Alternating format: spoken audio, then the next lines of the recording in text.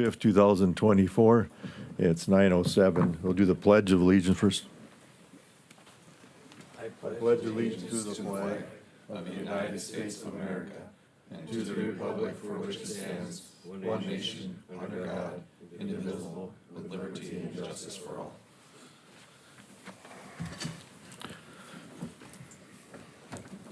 Okay, the agenda, is there any changes to the agenda?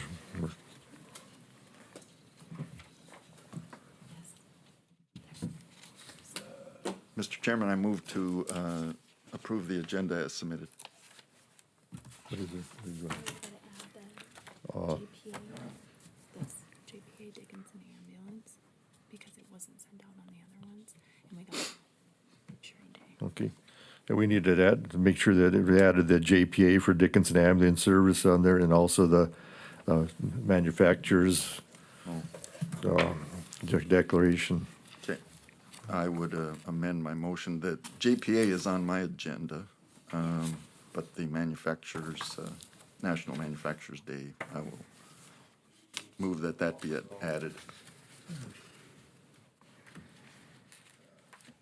That $7,000 we withheld from that payment. Okay. That's under Park Board Commission items. Okay, I have a motion then for the agenda. Do I have a second? Second.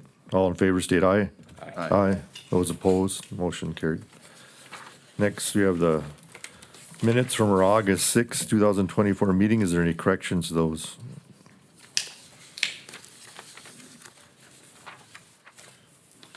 If not, I'll look for a motion to approve.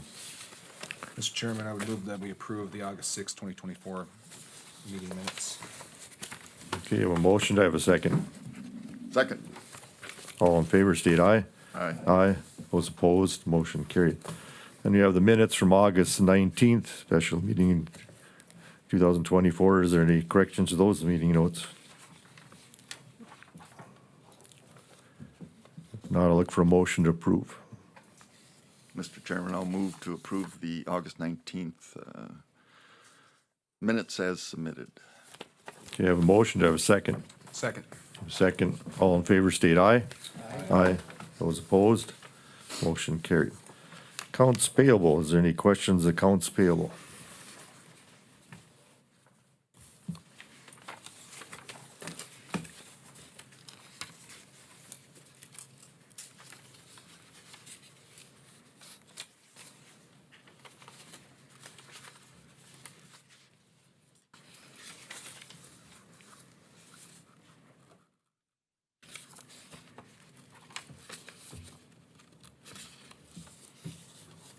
There's no questions. Accounts payable. I'll look for a motion to approve.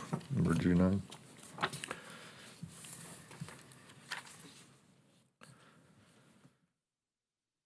I think, is that special project on there? Yes, the 5,556,000 that we had to pay under county roads is for that project, and then we have to submit for reimbursement through the state. Okay. And then, the fairground special project, is that payment on there? It is, it's showing us 49,000. We need to amend that to show, what, 42,000? 42,000 even? Yeah. Okay, I'll look for a motion then with those changes. I believe that's the only change that really needs to be made, correct? Is the- Correct. Yeah. Mr. Chairman, I would move to approve the bills for the month of August 2024. I would like to make the revision under county park total. The pay estimate, final pay estimate to Colling and Colling would be reduced from $49,009.51 to $42,000 even, until such time that we've had those warranty items taken care of out at the fairgrounds. So you want to just add that the 7,951 would be authorized once the work is completed? Sounds good. Yes. And I'd second that. Okay, I have a motion second. Roll call vote, then Commissioner Claris, Aye. Commissioner White, Aye. Commissioner Marsh. Aye. Commissioner Messer. Aye. Chair votes aye, motion carried. You don't have anything here with the Park Board Commission, do you? Did anything? I think we just took care of it. Okay. Next, do the sheriff's report then.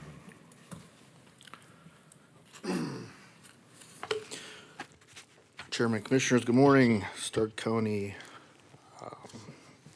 report for the month of August for the Sheriff's Office. We had total calls for service of 1,687. This is down from 1,790 last year. Excuse me. 300 traffic stops. This is down from 366 last year. 274 PR stops. This is down from 332 last year. 24/7 violations. There was 5 of those in the month of August. 14 theft-related calls for service, that's up from 9 last year. There's 26 canine usages, 35 school zone patrols, obviously that's for the latter half of August, excuse me. Truck reg, there's 5 truck regulatory stops. She participated in 20 additional calls for service. We responded to 18 accidents, 0 of those pedestrian, 0 fatality, 1 hit and run, 6 injury, and 9 property. There was 10 prisoner transports, 9 court transports, 1 medical transport. I don't know what I'm choking on. 0 juvenile, 4 assists, and 3 mental health. There was 232 civil paper attempts. 33 of those were subpoenas, 146 civil papers, 23 criminal papers. There was 108 total arrests. 65 of those arrests were warrant served.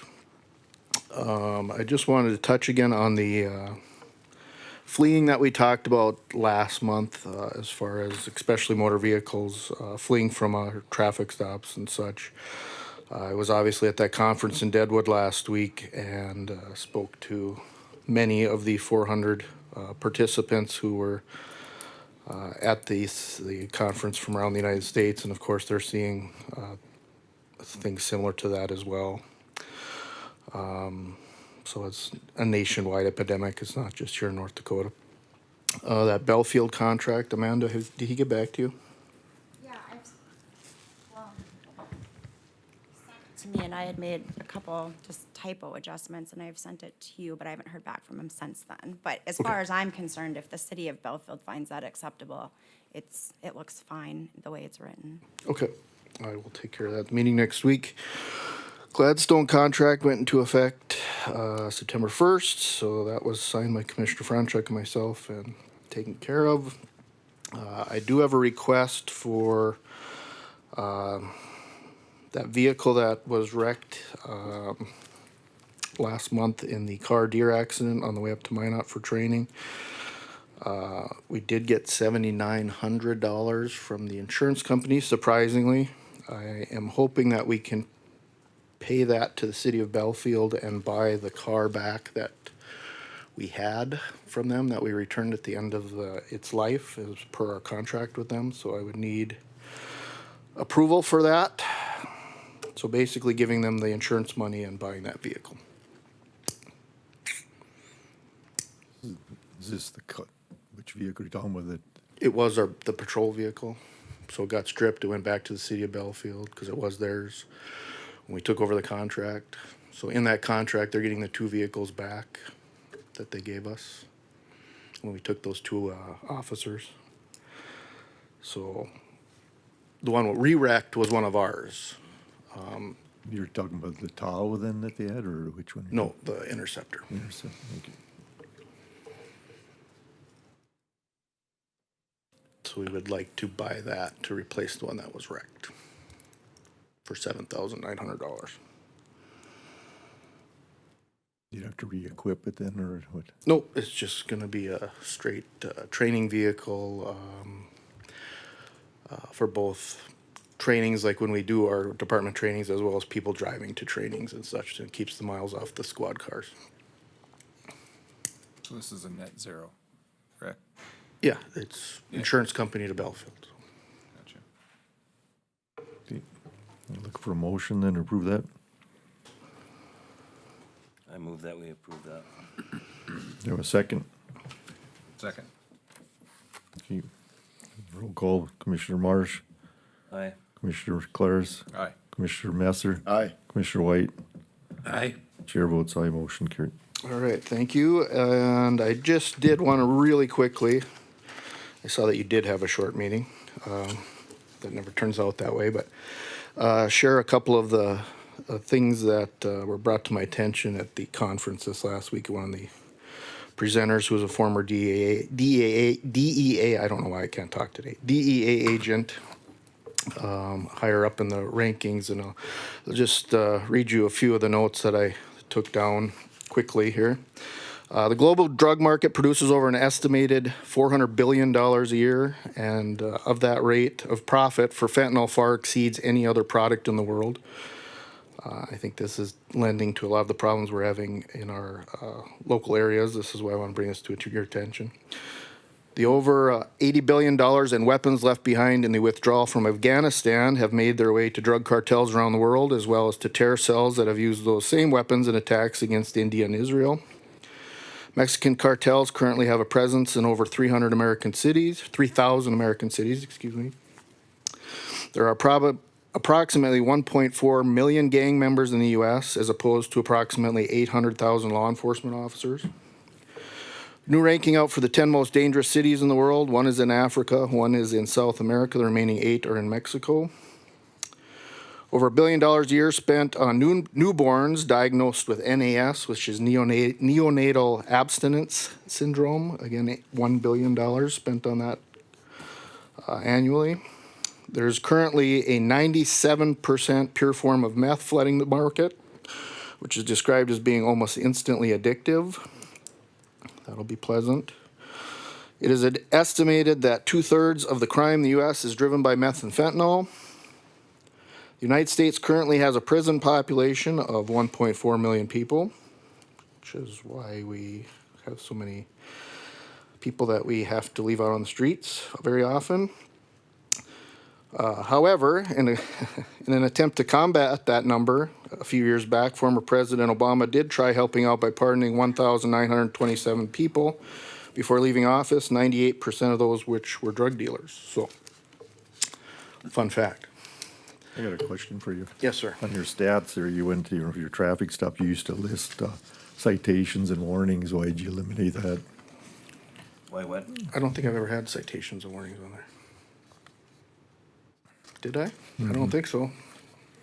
I was just going to why you eliminated it on there, because you did it in the past, so.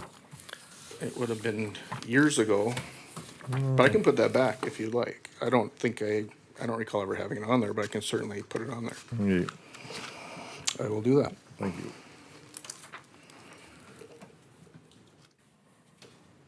Anything else?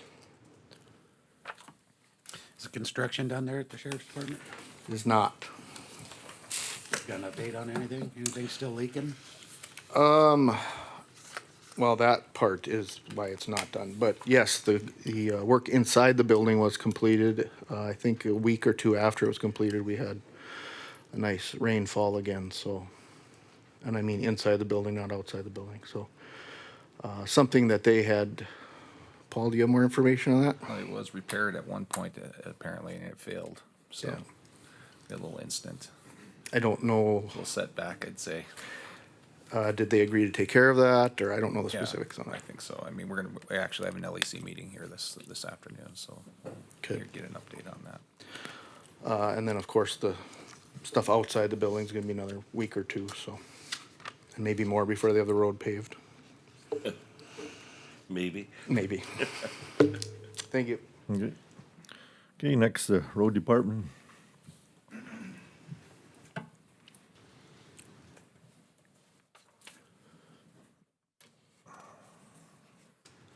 Well, good morning, everyone.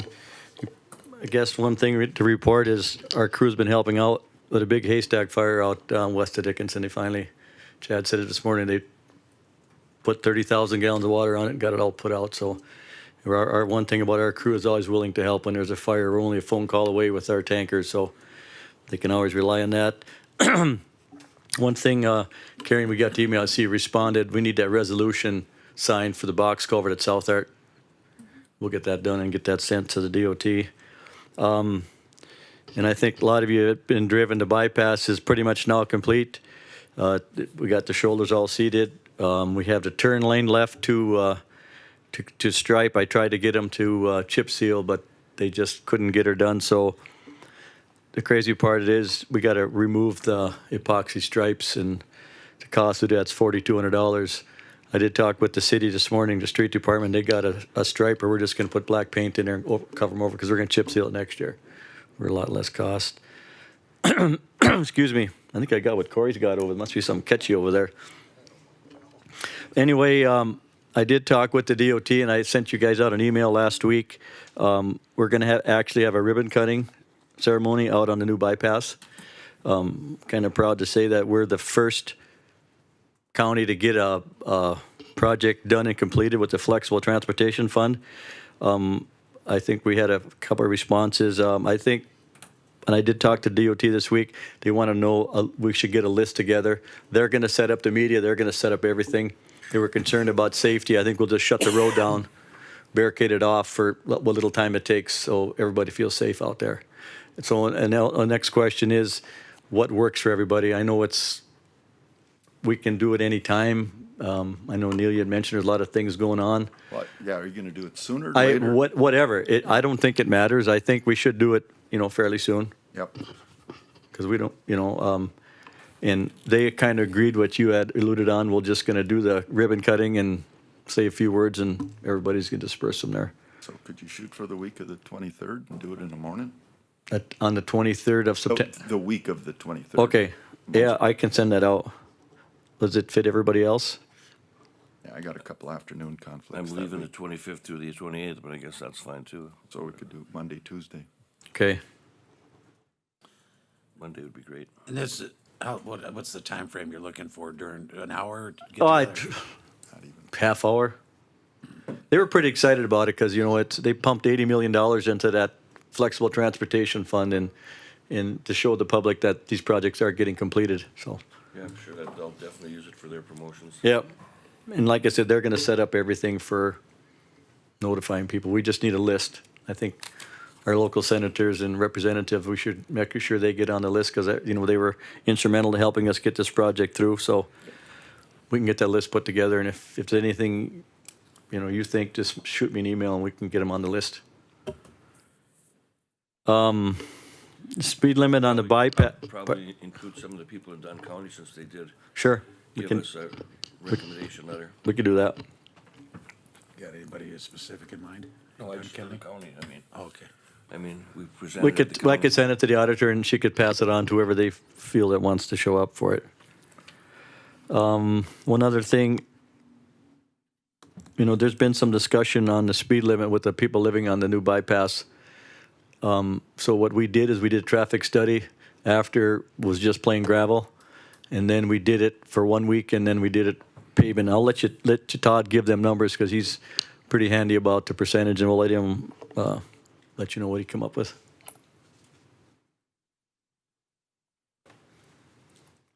Good morning, Commissioners. Todd Biller with Stark County Road Department, Road Operations Specialist. Did a traffic statistics on 32nd and 107th Avenue. And on 32nd Street, we had a maximum speed of 92.7 miles an hour. Minimum speed was 10 miles an hour. The mean speed was 51.5. And this is after it's been redone. Yes. Yeah, and we did this for a week period of time. We had on that specific roadway, there was, let me see here. You did a study before it was paved too, right? Yes. Do you remember? Yeah, the not a average? speed, it was more of it was traffic counts. Traffic counts on that road were 448 per day. And the one on 107th is 333 per day on this last traffic count here. So, other than that, 109th, on 107th, we had 91.9 miles per hour maximum speed, and minimum speed was 8.4, and the average speed was 51, so we're all right in there with the 55 mile an hour speed limit.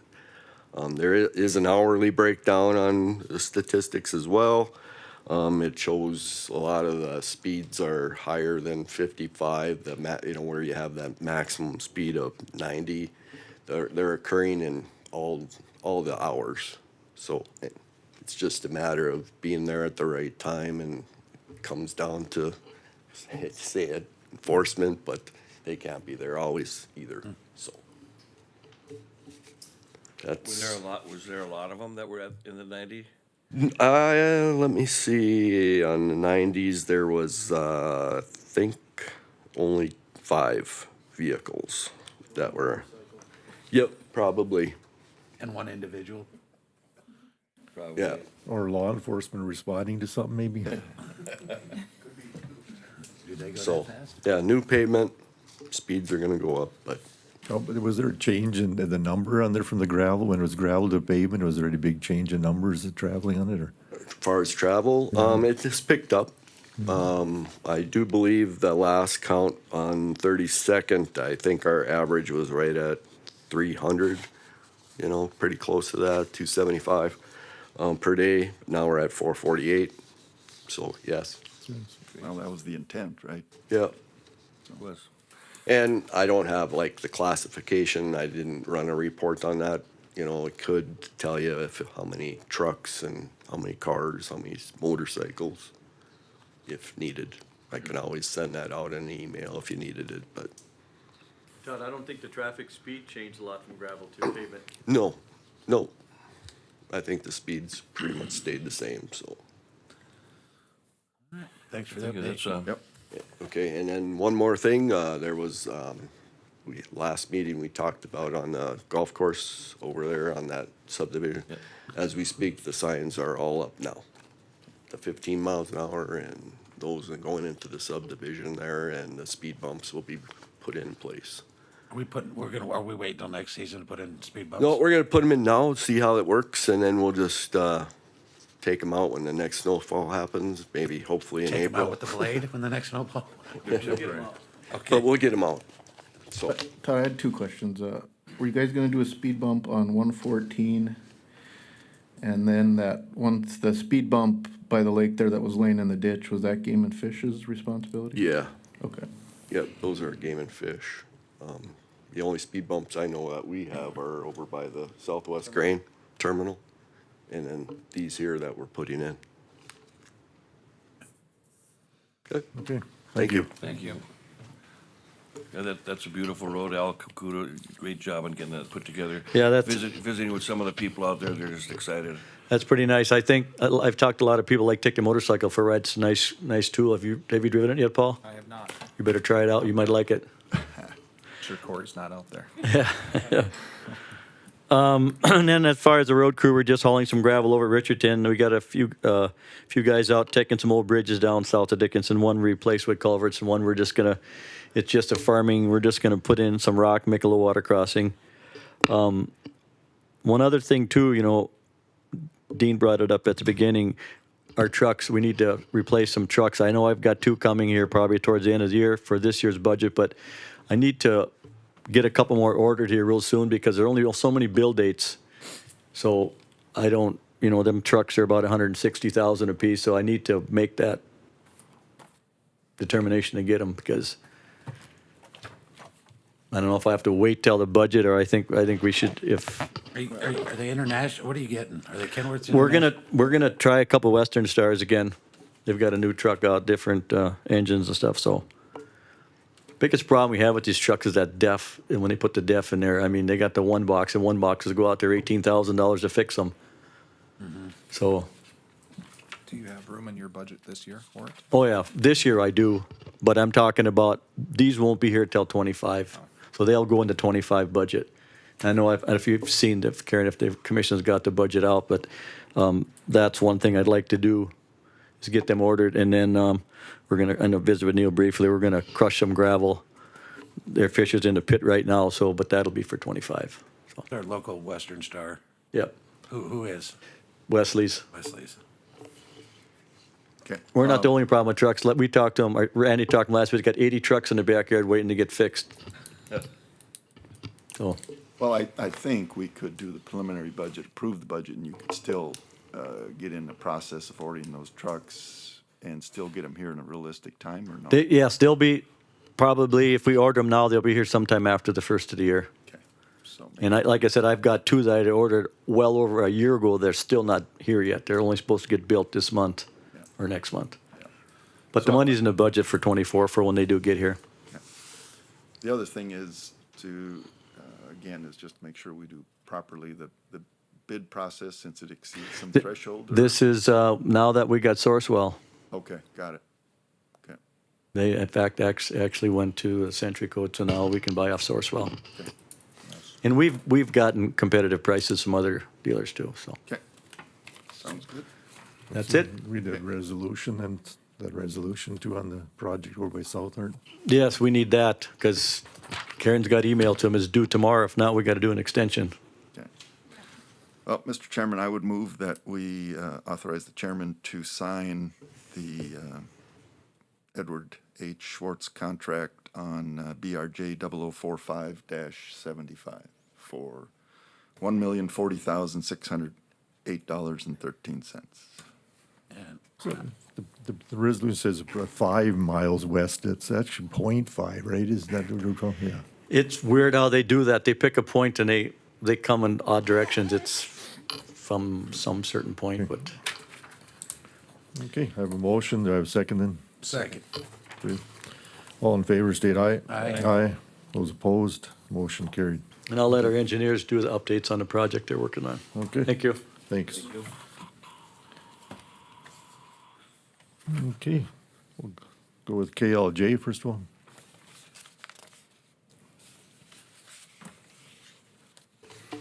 Hi, good morning. Good morning. Andrew Krebs with KLJ, just to give you a brief update. So on our roundabout project, we're working on finalizing the utility conflict drawings and working on the environmental document. We did get our pavement design recommendation finalized, so we're ready to review that with Al, because we got a couple different options and what we want to do there. And then as far as the chip seal, there's not much update from last meeting. We're still just waiting for them to come back this month to cut the spotting tabs before we can issue that final acceptance letter. Since last meeting, that progressive estimate 2 that was approved for payment, and then we're just working on the project final what we can yet too. So is there any questions? Any questions? Okay, thank you. Okay, thank you. Next, we do interstate engineering. Mr. Chairman, good morning. Morning. Jim Cattermas, Interstate Engineering. I'd just like to thank you guys for the Resolution 2 award. I'm wondering if you had any questions about the bid or the project? No. Okay. Thank you. I was just wondering if there was a lot of bids on the project or no? There were 5. The top 3 were within 120,000, so pretty competitive. Okay, thanks. Thank you. Should we hear from Highland Engineering? Did Highland start that culvert project? We had a pre-construction meeting, I think it was on Tuesday afternoon. Sounds like Bronco is moving in this week. Plan to set the box on the 23rd of September, so I would think, a week or 2 after that, it should be done. So wheels in motion. Okay, nobody's from Highland Engineering, go with the Northern Plains.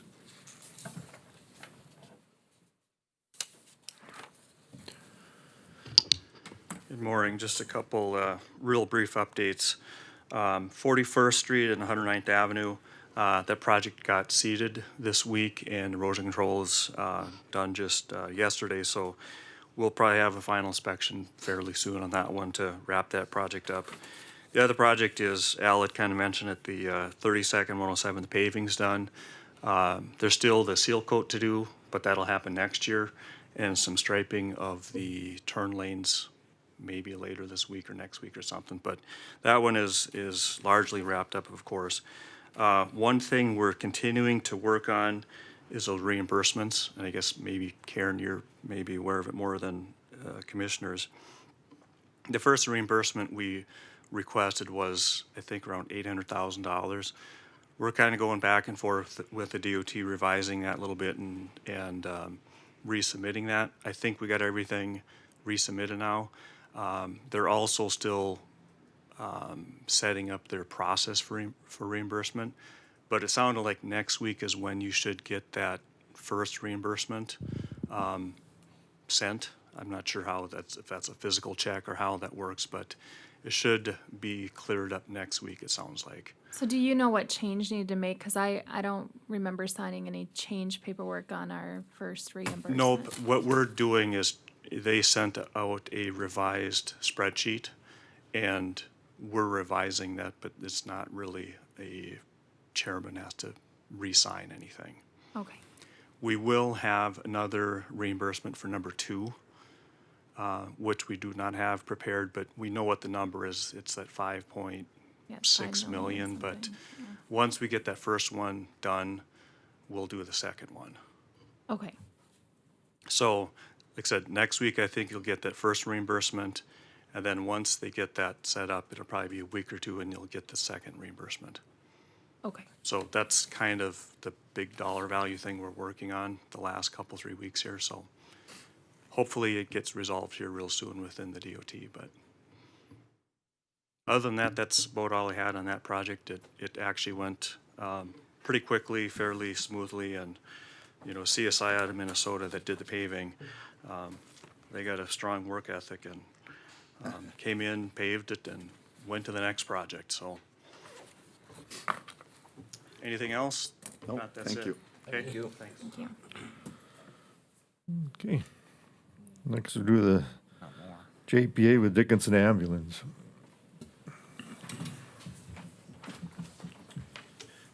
Thank you, Chairman and Commissioners. I'm before you today requesting your approval for the joint powers agreement between the city and the county. I'll hit some of the highlights of the joint powers agreement. So obviously, it's a joint powers agreement to operate the ambulance service. It's also agreeing to purchase a 50-50 purchase of the assets of the ambulance service. We are not purchasing the business. We are purchasing the assets of the ambulance service. In terms of the city's role in this, we will be in charge of hiring and management of personnel, the day-to-day, maintaining and repairing equipment, and then handling IT and stuff will be handled through our existing infrastructure with the city. It's going to be jointly funded by both the city and county. Both have already committed $1.2 million to get this started. Communication and oversight, we will be meeting with the county or presenting at least on a quarterly basis or more if you wanted initially, just giving reports on how it's going, what we're seeing out there. And then we would like this to be ran under that Public Safety Advisory Committee just to kind of consolidate it all under one. And that I think is scheduled to meet on a quarterly basis with the same representation was already set up for that to kind of oversee and make recommendations. The agreement can be terminated with 12 months notice at any time. And then this has been approved by city legal, and I believe the state's attorney has also reviewed and approved this. So with that, I can answer any additional questions you have. So I did say that we did, with the assets, is there a new ambulance in town that I've seen, half the size of a normal one? Yeah, there is a new ambulance that, from my understanding, that is a leased piece of equipment, and that is not going to be included with the purchase of the assets. Okay. There was some talk of them moving up the date to taking over. Is that not changed, or is that rumors? That will probably happen. They've moved it up 6 months at the request of the owner. But the way that we're preparing at this point, because there were concerns just on sustainability even to that time frame, is we're essentially prepping like it could happen tomorrow. So we are ready and to make this happen whenever we have to. Okay. Any other questions? So hiring starts when? So at the last city commission meeting, I did get approval for all the job descriptions. They still need to be uploaded into our recruitment system. My goal is to start posting positions next week or as soon as possible. So the plan would be to get that EMS educator hired so we can start get to work on a lot of the training program, a lot of the onboarding for these new employees coming on, so we're ready when we do start bringing people on to hit the road. And then we are going to post the paramedic firefighter positions kind of open till filled. We'll have some preset dates that we're going to review and then conduct interviews, but it will be an ongoing process for a while, I would imagine. I'm sure it will be. Great. Exciting. Very. Okay. I look for a motion for me to sign the joint powers agreement. I make that motion. A motion, to have a second? Second. A second. I'll do roll call then. Commissioner Marsh? Aye. Commissioner Claris? Aye. Commissioner Messer? Aye. Commissioner White? Aye. Chair votes aye, motion carried. If it's okay with the commission, I'd like to introduce our Sure, division yes. chief, real quick, if you don't mind. I'll have him come up. So, Tyler Kintoff is the individual that we chose to kind of run the EMS side of this. Tyler has just under 20 years of experience through all different aspects of EMS. He did work at the city of Dickinson at the ambulance service for several years. Most recently, he was the operations supervisor for Sanford Health in Bismarck and also took care of all of their education statewide. So Tyler does have a very significant background in EMS, and we're really excited to have him on board, and I will let him say a few words and let you ask questions if you need.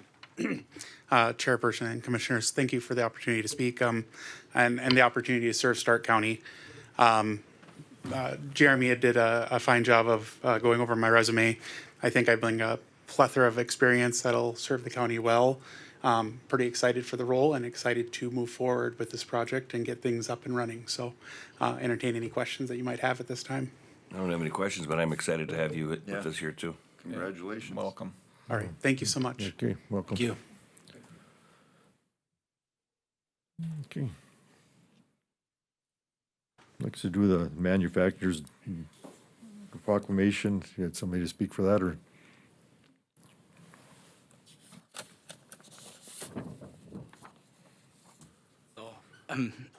I'll make this short and sweet. Okay. It's an annual event, Manufacturing Day. We touch Did you about state, 600. you state your name for the record? Zach Johnner Okay. from Baker Boy. Okay. So, yeah, it's an annual event, Manufacturing Day. It's the big 5 manufacturers. We put on an event at the BAC October 2nd, and we invite local students from Dickinson and surrounding areas. Last year, we touched about almost 600 students, and what this day is promoting is essentially getting students interested in other opportunities. If they're going to become doctors or lawyers, obviously manufacturing is probably not the route for them. But there's a lot of students that are in that technical field and other areas that would like to get at least some recognition in that manufacturing zone.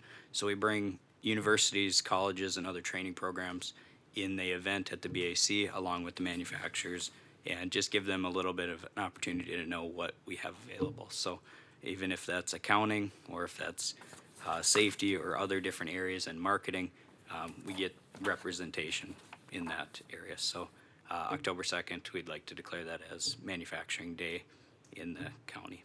What's the timing on that during the day? Yeah, it's pretty much an all-day event. Okay. So I think we start at 9 and go until about 4. And they come, they're not all there at once. I mean, they come in.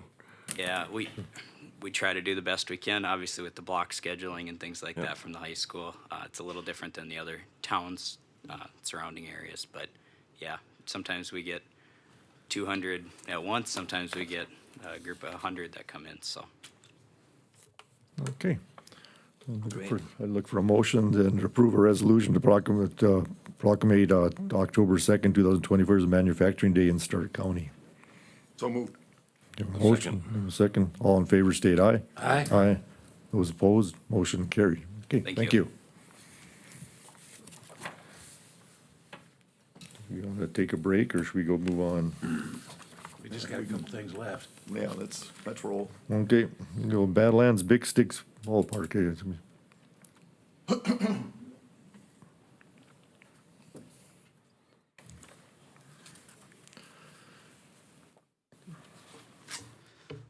thank you all for the time here this morning. Appreciate that. Do you have that video that you can play for me? Could you, Okay. Introduce yourself. could you state your name for the record on the, I thought I did that already, but that's Oh. how my memory is. I'm Dave Olette. I'm with the Badlands Big Sticks. okay, thank you. The sun glaring off your head, that's an issue. That's because I don't have a suntan like you, because I'm not at the lake. Just got a little promotional video that we did a few years back that I'd like to play ahead of time, just so anybody that's not familiar with the program can just get a gist of what's going on down there at the ballpark. And then I will read over my presentation and then take any questions that anybody may have.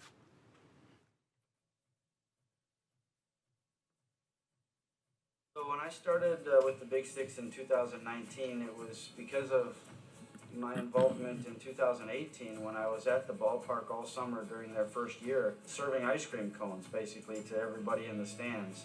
I saw the entertainment value, the excitement in the fans' eyes and the kids and the happiness that it brought to the community, and that's how I really got the desire to get more involved in the Big Sticks. Even though it was very good in 2018, we definitely think that there's always room for improvement. We really wanted to add more enjoyment for the fans. We wanted to add more convenience for the fans. We wanted it to be a more pleasurable experience, because that's what it's all about for us. Last season we had a lot of different entertainment acts that we brought into the ballpark. We had Tyler's Amazing Balancing Act. We had the Superstars come in, and all these acts are different acts that perform at major league venues across the country. Probably the most fun activity and event or game on the field for me is the water balloons. Everybody's reaction to the improvements that we did at the ballpark has been nothing but very positive. All of the feedback that we get from the Facebook posts, the Twitter, the Instagram, the calls, the letters, the thank you cards, everything that we get for all of the extra things that we're doing, it's just, that's what really drives me every day to try and help any way that we can around town, because I understand that people are coming here to support them, but we're also here to support the community in any way that we can.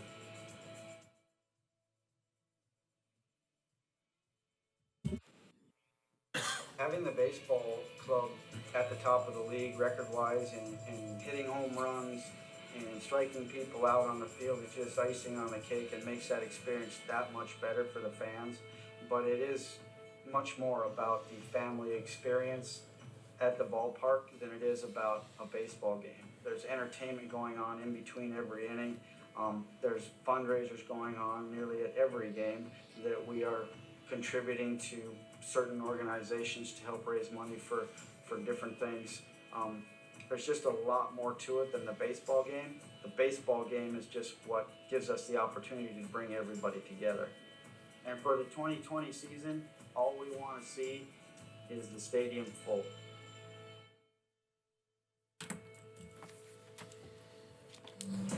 Okay. Yeah, so you can see that's the gist of what's going on down there. That was made a few years back, obviously, but nothing has really changed for us and our mission down there.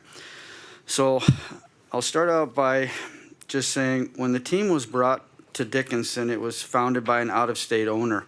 During the first season of operations, it became very clear that this was a program or event that needed local ownership to have skin in the game every day, as it is a full-time job and has an incredible amount of moving pieces behind the scenes. I'm here today to request financial assistance on an annual basis for the operations of this event that we have been putting on for the past 7 years now.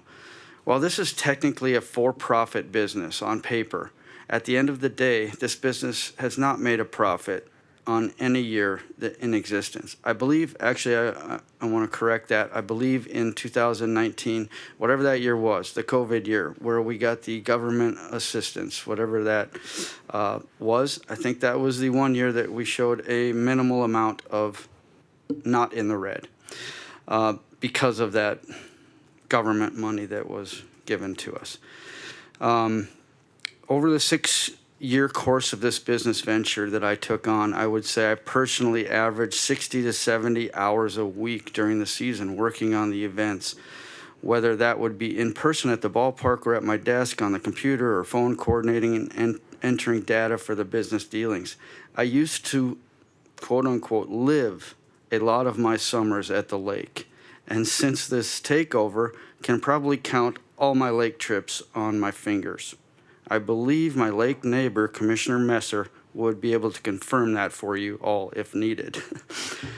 Over those 6 years, I personally have not received a paycheck or salary for the work I have put in. I have been blessed in my life and fortunately have not had to require this business to pay my house mortgage, my utility bills, my gas, whatever it is. If that was needed, I would have had to have closed the doors years ago and done something different with my time and would not have this vital community event in town. If you have never been to a game, which I hope all of you have at some point, the Big Sticks are a summer collegiate level wood bat league. So it is all college players that come from all over the country to our small town for the summer to play ball and improve their talents for their college careers and hopefully move on to the big leagues from there. They actually pay the Northwoods League, not the Big Sticks. They pay the league itself to play in it and do not receive any pay to play. The Big Sticks have been in 3 leagues total now, originally starting in the Expedition League, then a lateral move to the Independence League, and now a huge step up and basically to the major leagues of summer collegiate ball in the Northwoods League. The new league we joined this year has been around for 30 years and has 26 teams in the league. It is the oldest and largest league in the world. Every game is video live streamed, and some are even broadcast on ESPN Plus nationally, so it is a big step up. In last year's World Series, Game 3, both starting pitchers played in the Northwoods League during their college careers. The Northwoods League has by far the most players, alumni that have played or are playing in the major leagues. We had a player on the team this year, Caden Carpenter is his name, that was the crowd favorite both on the field and off the field, and is projected to be drafted in the major leagues next summer. How cool for these kids that have gone through the lines and gotten signatures at the Big Six games to see their favorite player from Dickinson now playing in the major leagues possibly. We have had many local Dickinson alumni that have come through our program and played for the Big Sticks and also started their careers right here in Dickinson playing Mustang baseball as 8, 9, 10-year-olds. And now they're in college, 20-year-olds, 22-year-olds playing at summer collegiate ball in Dickinson, North Dakota. So cool to see that. While making the move to the oldest, biggest, and best league out there is a great opportunity and honor, it also comes with a huge operating cost increase to put things onto their level expectations. We now have 2 other teams in North Dakota that are in the Northwoods League, the Minot Hot Tots and the Bismarck Larks. This provides a huge in-state rivalry between the clubs going forward and will draw many more people from Bismarck and Minot to come to Dickinson and watch their host players or just their favorite team to take on their in-state rivals, which will generate more business in the community as a whole, from restaurants to hotels and gas stations, etc. Now, a little bit more about the operation. The event is much more than just a baseball game. This is just the icing on the cake to bring everybody together, like I mentioned in the video. To watch high-quality baseball with your family and friends. The event is more so a community gathering, a community support, a community recognition of all the generous businesses that support the program, nonprofit entities that are at the games raising money for their organizations from the large crowds that we bring together, and now even larger crowds at the games with the new league and in-state rivalries. During our 36 home games this summer, we had 31 different entities doing fundraisers for their organizations, in which they were able to raise between $45,000 and $50,000 to use for their needs due to our generous patrons and fans supporting their causes. That does not include the $70,000 that the Big Sticks give annually to the nonprofit Dickinson Baseball Club for their operations. Over the past 7 years, the Big Sticks have helped raise or contributed nearly $1 million to nonprofits in Stark County and surrounding areas. We recognize a community veteran for their past services every night at the games, which gets an overwhelming amount of respect and thankfulness from the fans every time, with a standing ovation throughout the whole presentation and the playing of God Bless the USA to cap it off, as every player from the team walks out to shake the hand of this veteran, and to be honest, is my favorite 3 to 4 minutes of every game, win or lose. I don't care if we win the games. That's got nothing to do with what's going on down here. We have nonstop in between innings games for youth, both youth and adults. We bring in entertainment acts from all over the country that perform at major league stadiums. I have been approached many times from people that have attended these games and came up to me and said, I felt like I was in a big city. This is amazing. I had no idea Dickinson had something like this to offer. I will definitely be back many times this summer. Take the COVID pandemic as an example, where we continued our operations as it was an outside event and we were still able to accommodate large groups when everything in the world was literally shut down. We were able to provide a designated area for Evergreen Senior Living residents to come out and attend a game when it was not possible for their own family to visit them other than through a window at their residence. So being able to provide stuff like that for our community in this small town is what drives us every day to do what we do. Now, where this pertains to an ongoing Stark County contribution, sponsorship, support, or whatever you want to call it, over the years, the Big Sticks have leased the Dickinson Park and Rec Dakota Community Bank and Trust Ballpark. We use it all summer long, along with DSU, Dickinson Baseball Club, Dickinson High School, while over the years before the Big Sticks came into town, the baseball club, DSU, DHS, got by with accommodations that were at the ballpark with minimal crowds that were typically generated for those events.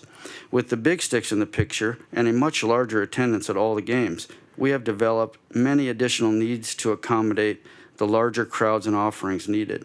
So over the course of the past 7 years, we have upgraded many aspects of the Park and Rec owned ballpark at our expense. Yet none of these improvements have increased the value of any of our business assets, but it has increased the value of the city-owned, Park and Rec-owned ballpark property with many electrical, communications, expansions of the concession building, the concession deck areas, sound system, seating areas, so on and so forth.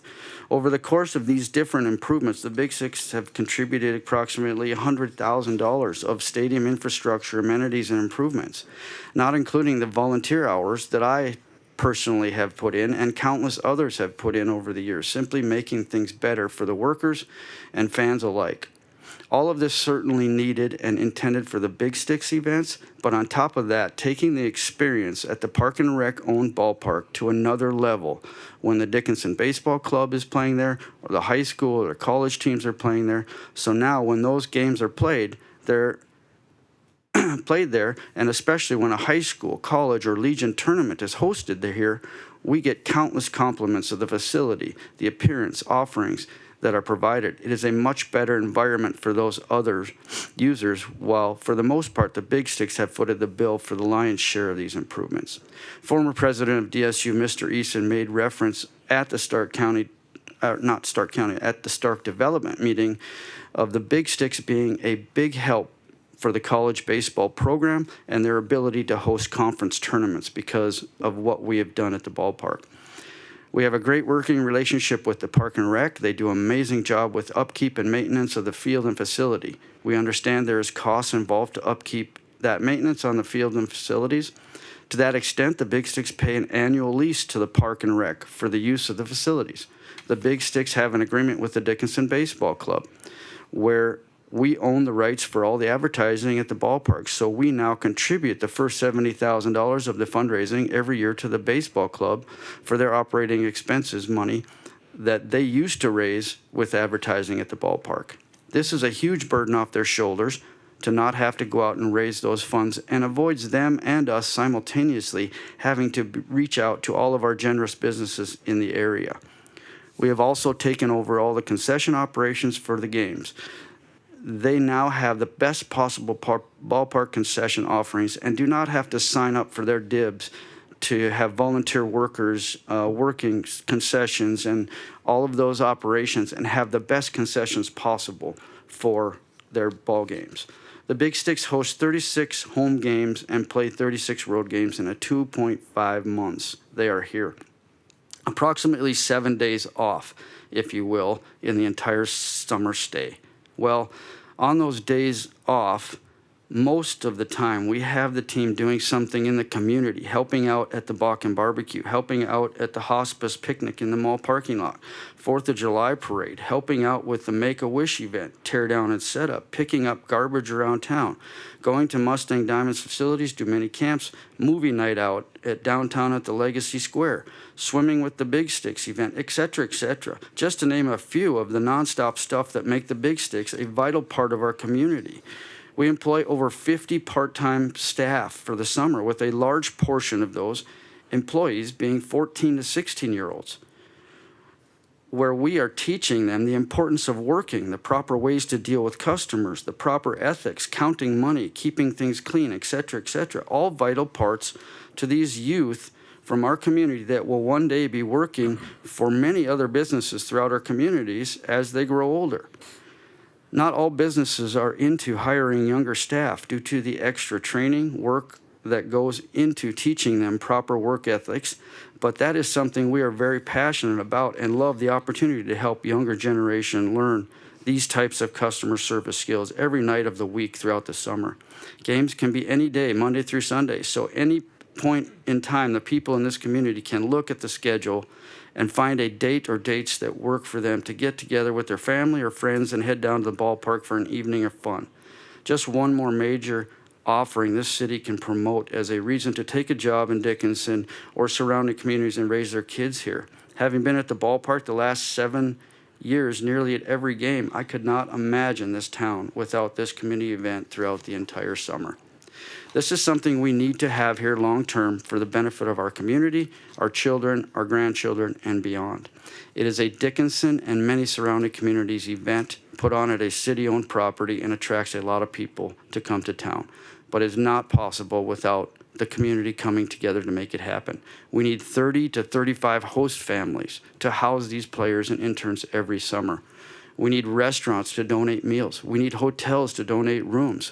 We need businesses to donate funds to pay for buses and other travel expenses. We need fans to purchase tickets. We need loyal employees to go above and beyond what they are getting paid for because they have a love and passion for this community and the event that it provides.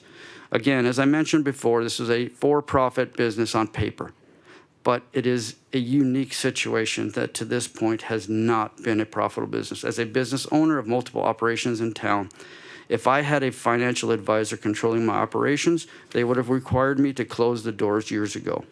But I am determined to keep this here, not to let down the tens of thousands of people that enjoy this every summer in our short good weather window we have to enjoy the outdoors here in Dickinson.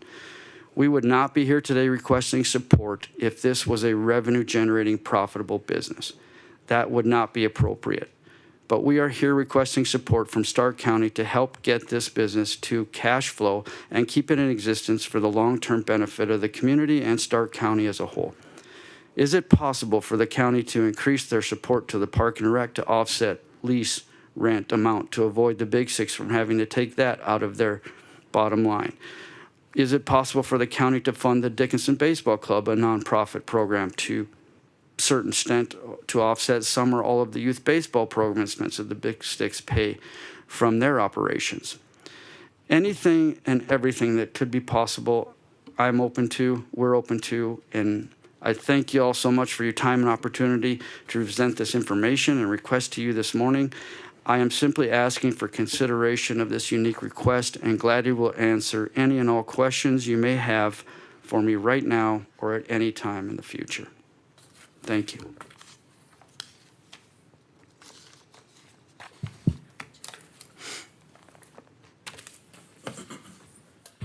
So the baseball club, or that's nonprofit, and they have a board, do you sit on that board at all? No. On the Dickinson Baseball Yeah, Club? mhm. No. Nope. I have nothing to do with the Dickinson Baseball Club itself. I mean, back in the day when my son was a youth and whatnot, I participated a lot and did a lot with them and whatnot, but I am not on that board or anything, no. But you still are very involved with them, I would have to think. I'm very involved indirectly. Indirectly, Yes. Well, that's good. Mostly so, just because I live at the ballpark and I make sure everything is as easy as possible for them operational wise as well. Yes.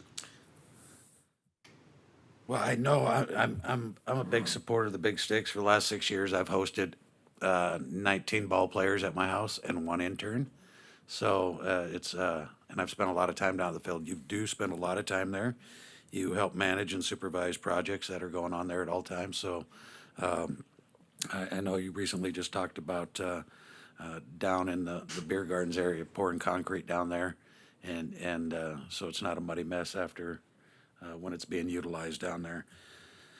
Yeah, and to elaborate on that, I literally just spoke with Willie Wynn a few days ago, and he basically came on board and basically volunteered to donate their labor to concrete that whole beer garden area. You know, so, I mean, we have endless support coming from businesses throughout town, and that's what it takes. And everything that we're doing down there is only to take our ballpark and our event to the next level so that we can compare, like I said, when people come up to us and they compare us to bigger towns. It's just such a cool thing to have, you know, I've met with businesses that do business in Bismarck and do business in Dickinson as well. And I've met with them for sponsorship stuff. And the people that have businesses in Bismarck have specifically said to me, they feel like the Big Sticks are more valuable to Dickinson than the Larks are to Bismarck. Okay, not that to take anything away from the Larks, but Bismarck has the river there, they have the Civic Center there, they have the zoo there, they have countless things to do in Bismarck.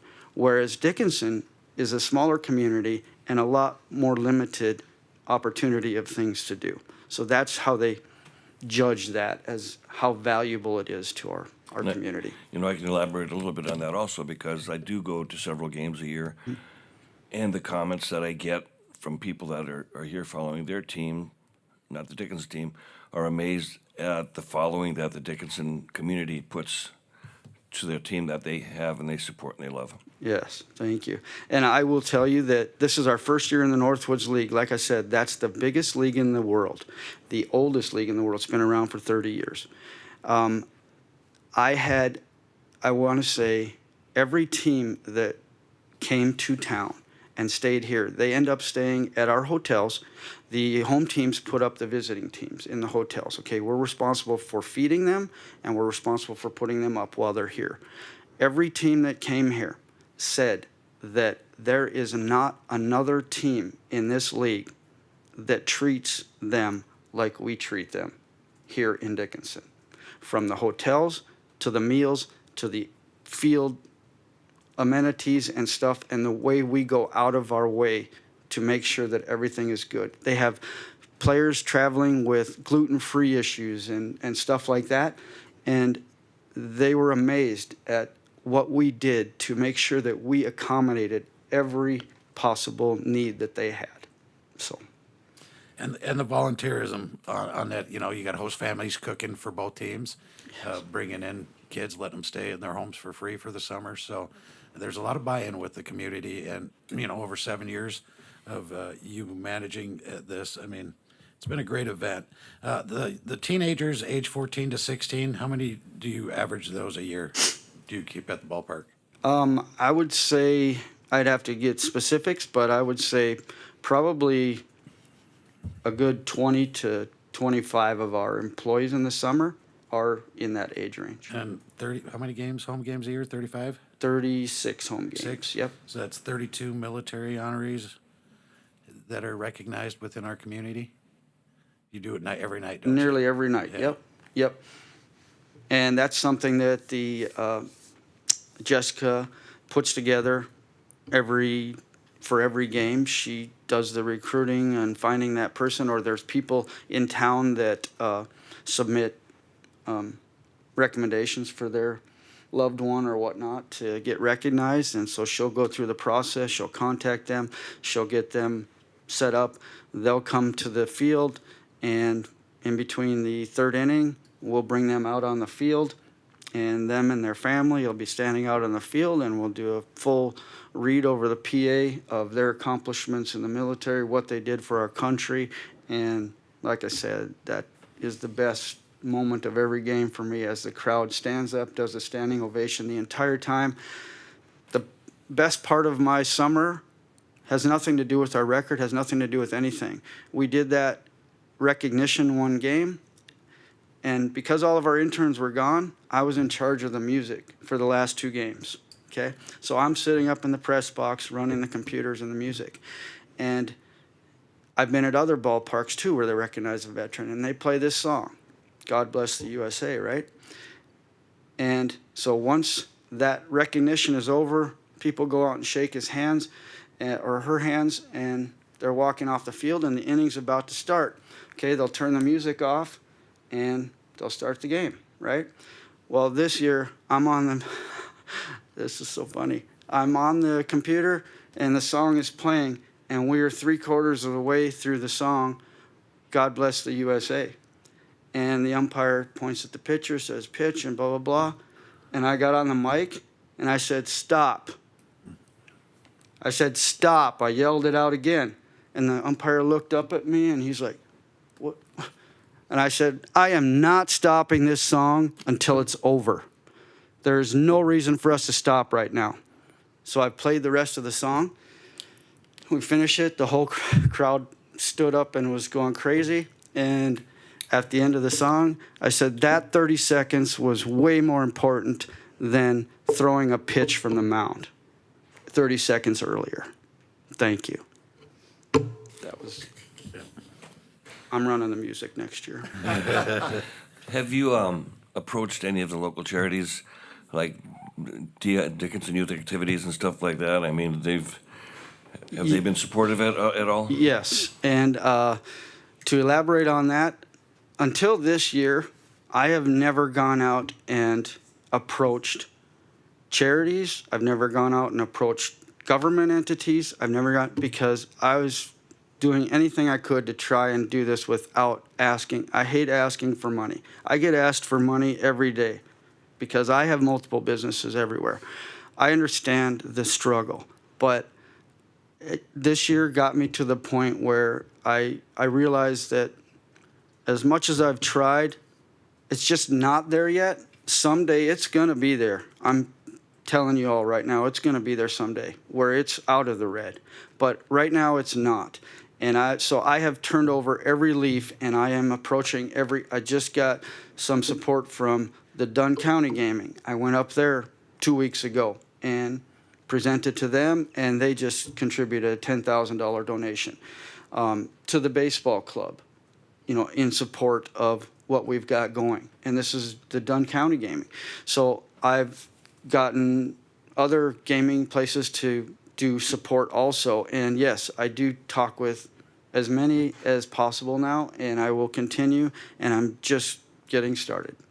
What was your conversation with the city of Dickinson like when you went before the city? The city of Dickinson was basically in the same situation as probably the county is. It's like everyone is in support of it. Everyone loves the event, loves the situation.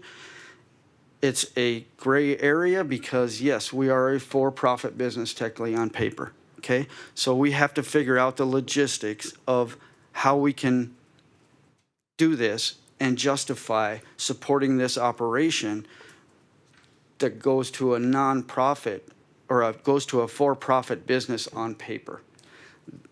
And I said the same thing to the city, and then the city went and met with the Park and Rec to talk about the offsetting of the rent and stuff like that. Nothing has come to fruition. Nothing has come to any formalities at this point, but it's all in the talks, and it's something that it's in the works. And they're in 100% in support. Every one of the commissioners and whatnot say the same thing. I mean, it's a great event. It's vital for our community. It's a Dickinson city thing that we need to have, but they got to figure out how to make it work. How much is the lease rent? The lease rent at the Park and Rec is about between $18,000 and $20,000 per year. So my concern too would be that we could potentially run into problems with the anti-gifting clause of the North Dakota Constitution. And so before you make any decisions today, I'd like to at least be able to do some research on that and make sure that you're not going to run afoul of anything that way either. So that would be my concern. Mr. Chairman, Mr. Ouellette and I are minor partners in a business, so I need to recuse myself from any input on this, but I don't know if I can ask questions or not as part of that. Yeah, so you answered two of them, the city participation. Is there, number two, is there an opportunity to renegotiate the Park and Rec arrangement?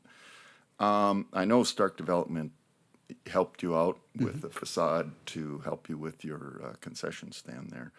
The only thing I threw out is, I don't know if our portion of our community events grant program that we do through our park board, if that would be an opportunity. And having said that, I'll recuse myself from further discussion. So. Yeah, and to elaborate on the Stark Development grant that we were awarded, that went towards this year's improvements that we're doing down at the ballpark. Has nothing to do with all the previous ones that we did. So we got a $25,000 grant from the facade grant through Stark Development, and we are in the process of, just this year alone, probably going to have about $100,000 worth of ballpark improvements that we're putting into that ballpark in different areas of the thing. So that's where that facade grant went to.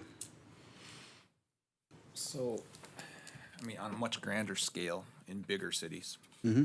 Minnesota Vikings, just use Minneapolis. Mm-hmm. Those cities are,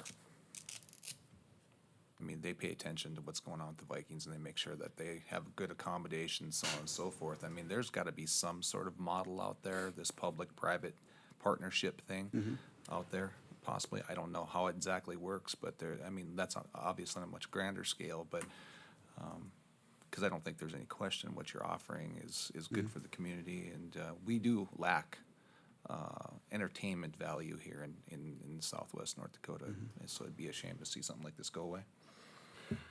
I don't think we should make it go away. Maybe table it a little bit till Amanda can do some research for us, and definitely want to have you back and see how we can be a support to you. Yeah, and I mean, I totally didn't expect anything to be, signed off and approved and anything today. I just wanted to put it in front of everybody so everybody knows the need that's out there, and I'd be happy to meet again at any time, and doesn't matter day or night. I will be here and answer any questions about anything. I do kind of agree with your comment, Neil, about maybe tabling it and putting it under county park, because this is kind of a more of a. Yeah. Just one other thing, Corey, I think, had mentioned the quality of kids that play in this league, play in this team.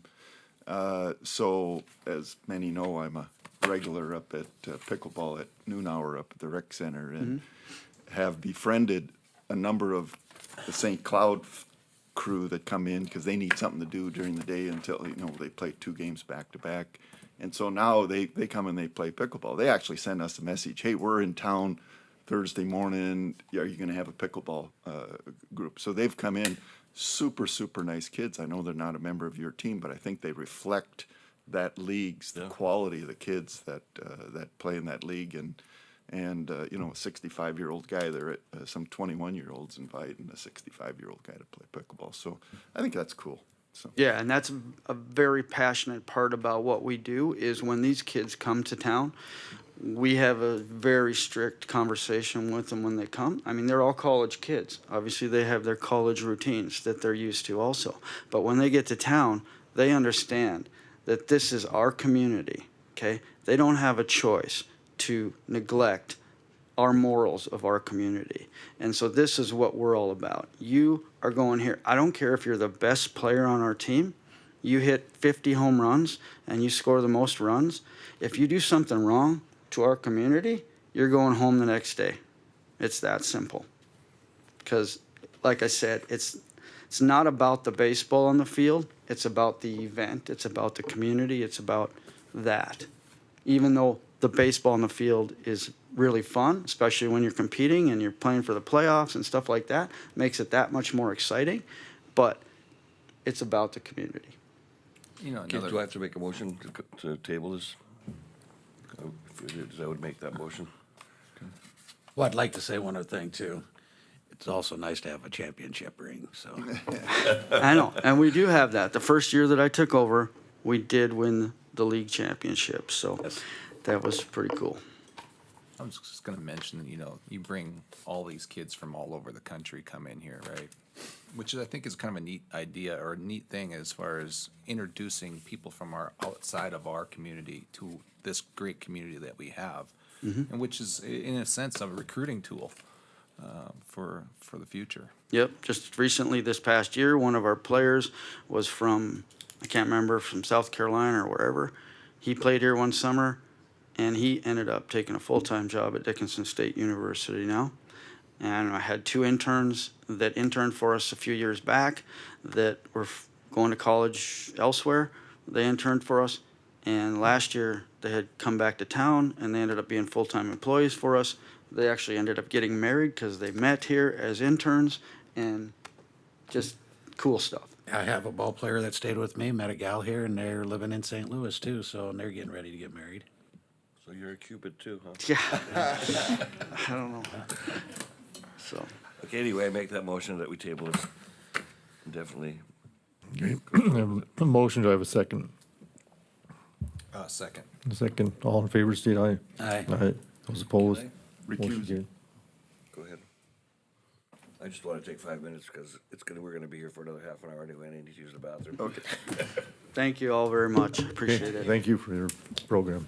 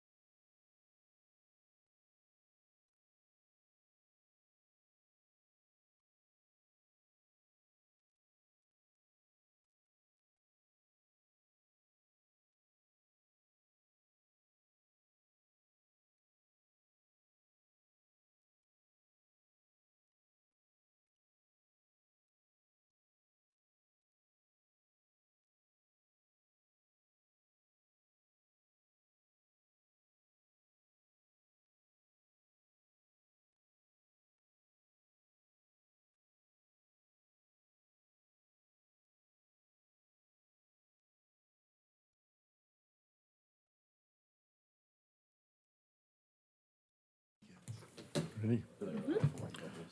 Okay, call the meeting back to order. Then we'll do it next is emergency management. Ms. Decker. Good morning, Chairman, Commissioners. Stark County Emergency Manager Decker. Waiting for my presentation to pop up. Try it again. Yeah, I'm plugged in.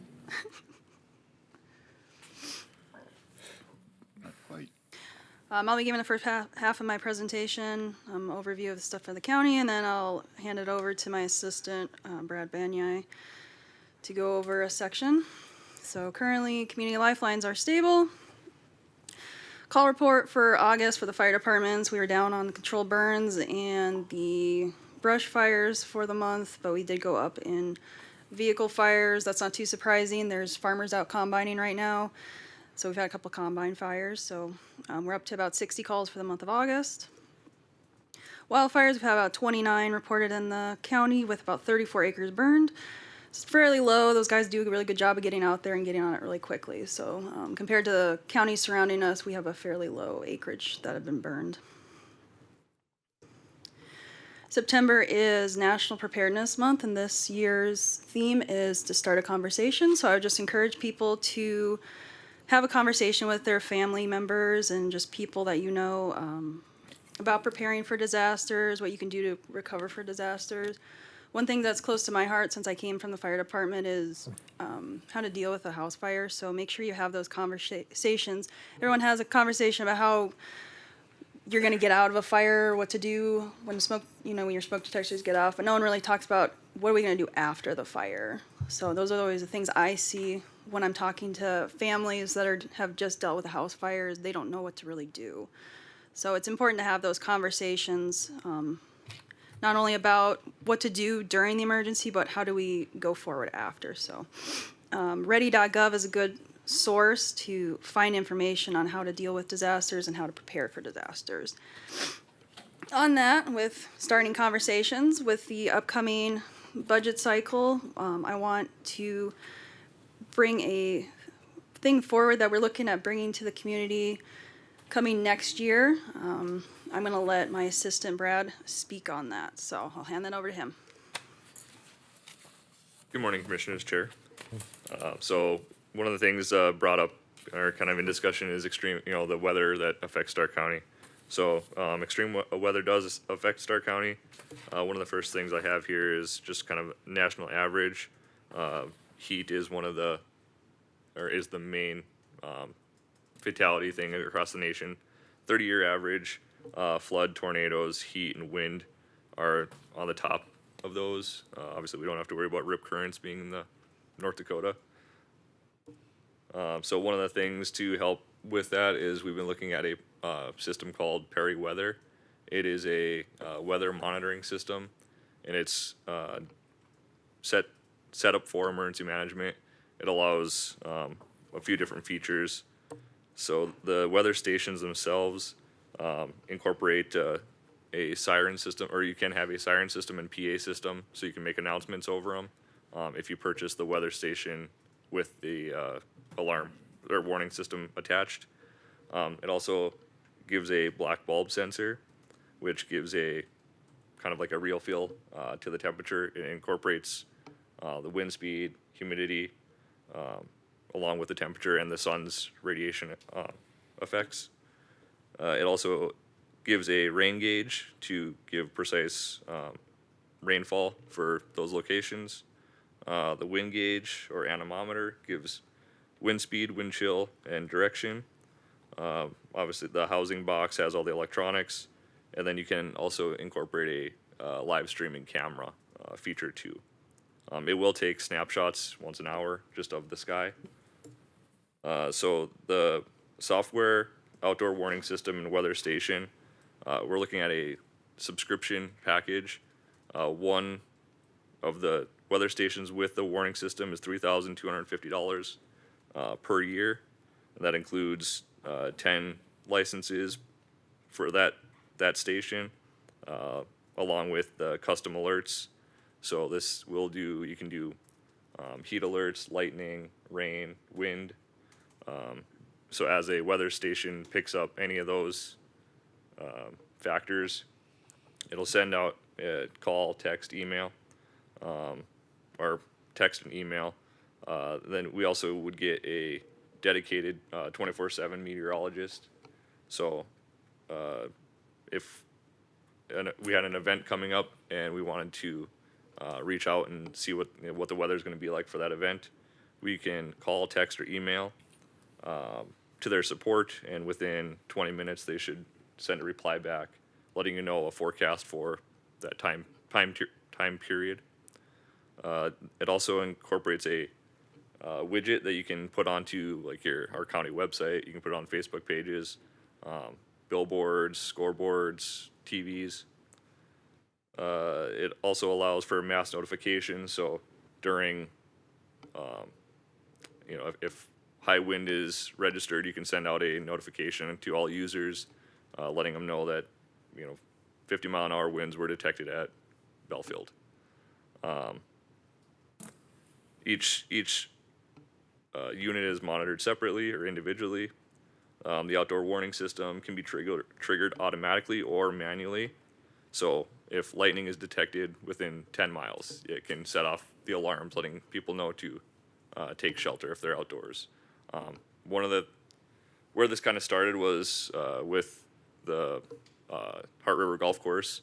They were asking us if we knew anything about or had any lightning detection equipment or knew of any grants for anything. So I began looking and came across this system that will do lightning detection, but it'll also send out an alert too. So if lightning is detected within whatever parameter we set up, it will sound the alarms, letting people know to shelter in place. Along with that, it actually starts a countdown timer. So then once that designated time is up, it'll give us an all clear. So if lightning's detected, you have a 30-minute countdown. Once it hits 0 again, you're all clear. You can resume activities. It does include a flashing strobe along with the PA system or speakers. So you can send out like a PA announcement as well. It does do text to speech. So you could type up a message, send it out, and it will read out your message over the PA speakers.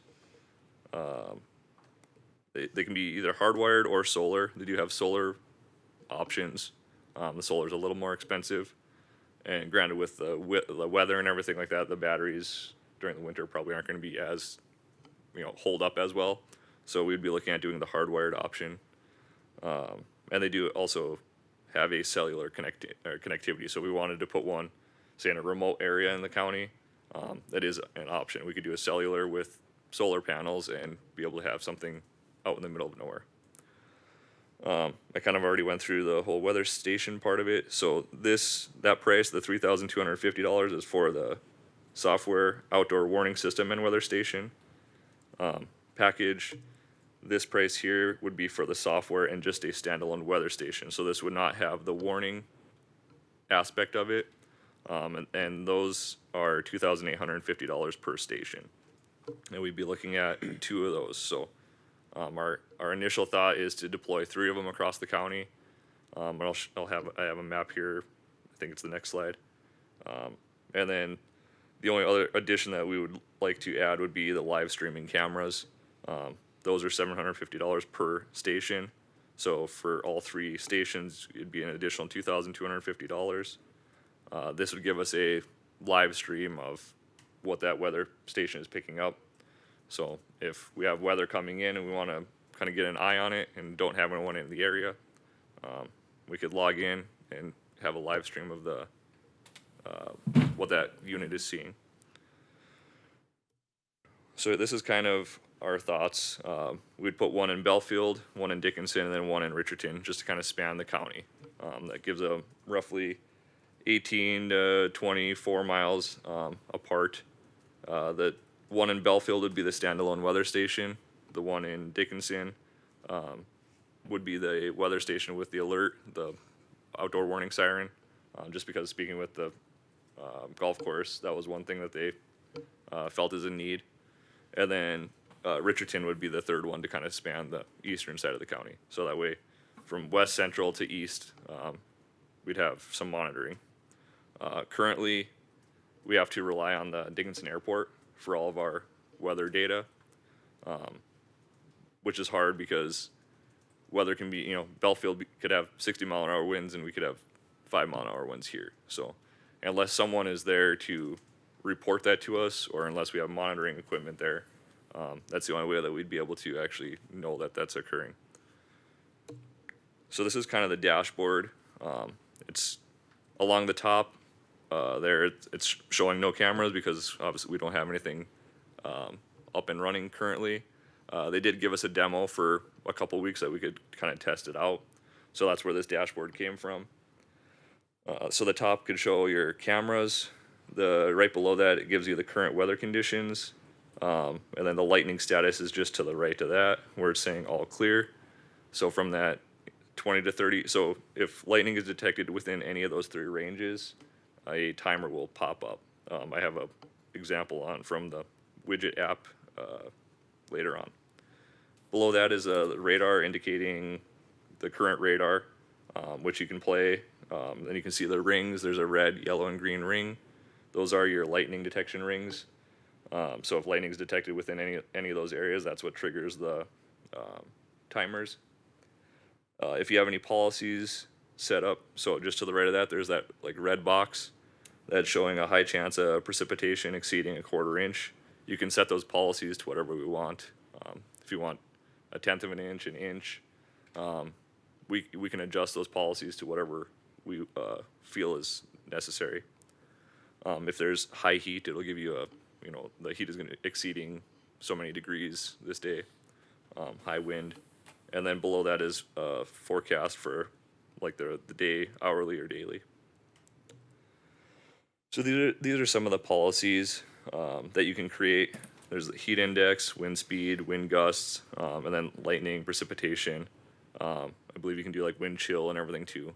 And these are all customizable. We can have them set to whatever we feel is necessary. One of the big things that we've had a hard time this last year with is the wind speeds. So National Weather Service, wind exceeding 58 miles an hour is when our threshold to activate sirens for a brief period of time. But the only way to know that is if we have someone there to tell us that wind has hit 58 miles an hour or higher.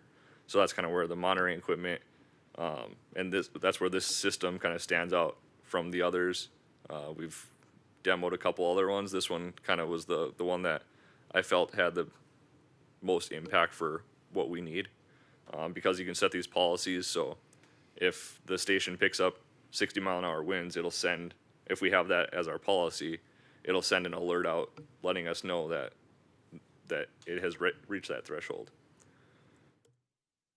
This one here, so this upper left would be like the widget that would be like what we could put on our website or TV, scoreboard, stuff like that. You can have, and you can customize those a little bit.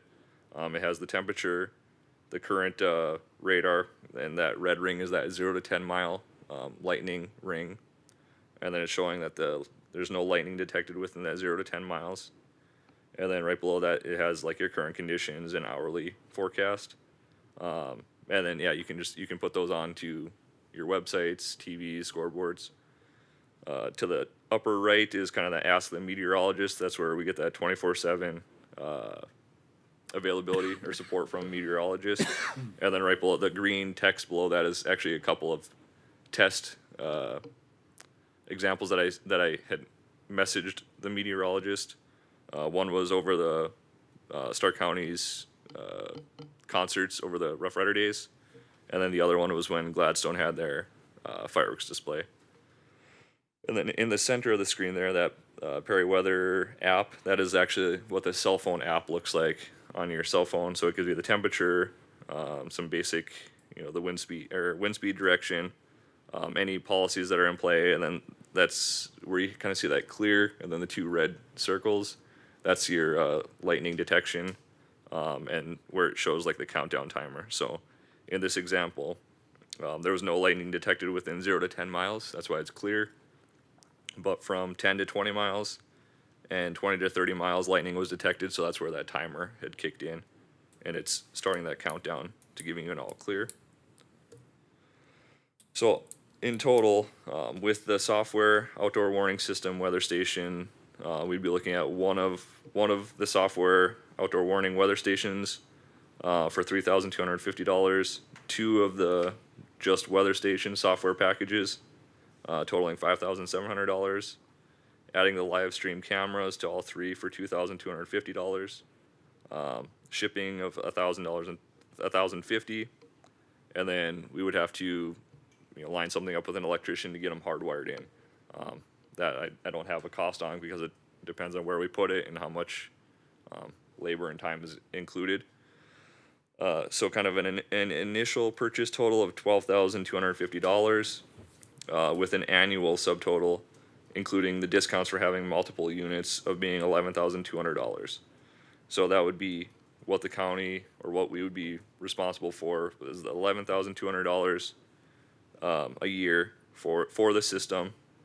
I've talked with some businesses and some users, and our thoughts are doing a cost share across the licenses. So if you want a license, if we did $400 per license, it's roughly $1.10 or $1.10 a day to have the weather monitoring available to you.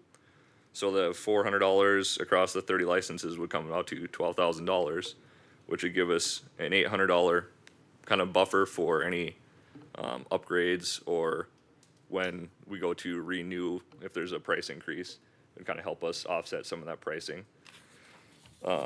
In here, it does say, the discount for 7 years. I don't know if you noticed that or not, like in here. So we can choose a subscription length. You can go 1 year to 7, 10 years. That is basically the price is locked in at that rate for however long we determine we want to go. You can do, so we could do the 1 year, and then that $11,200 next year might go up because the increases in cost or anything. But if we locked in for a 3-year or 5-year, it would be that price for that term of that contract. I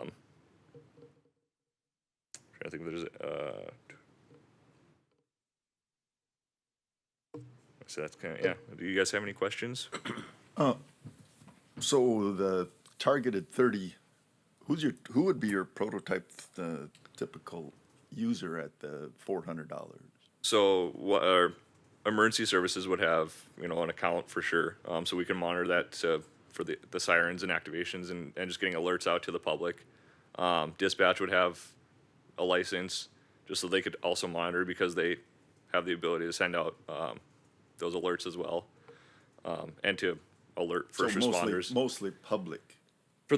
And not what a local business would not be one of your prototype if a users. local business would want access to it, they sure could request access to it. We're not limiting it to just first responders or just anyone in particular.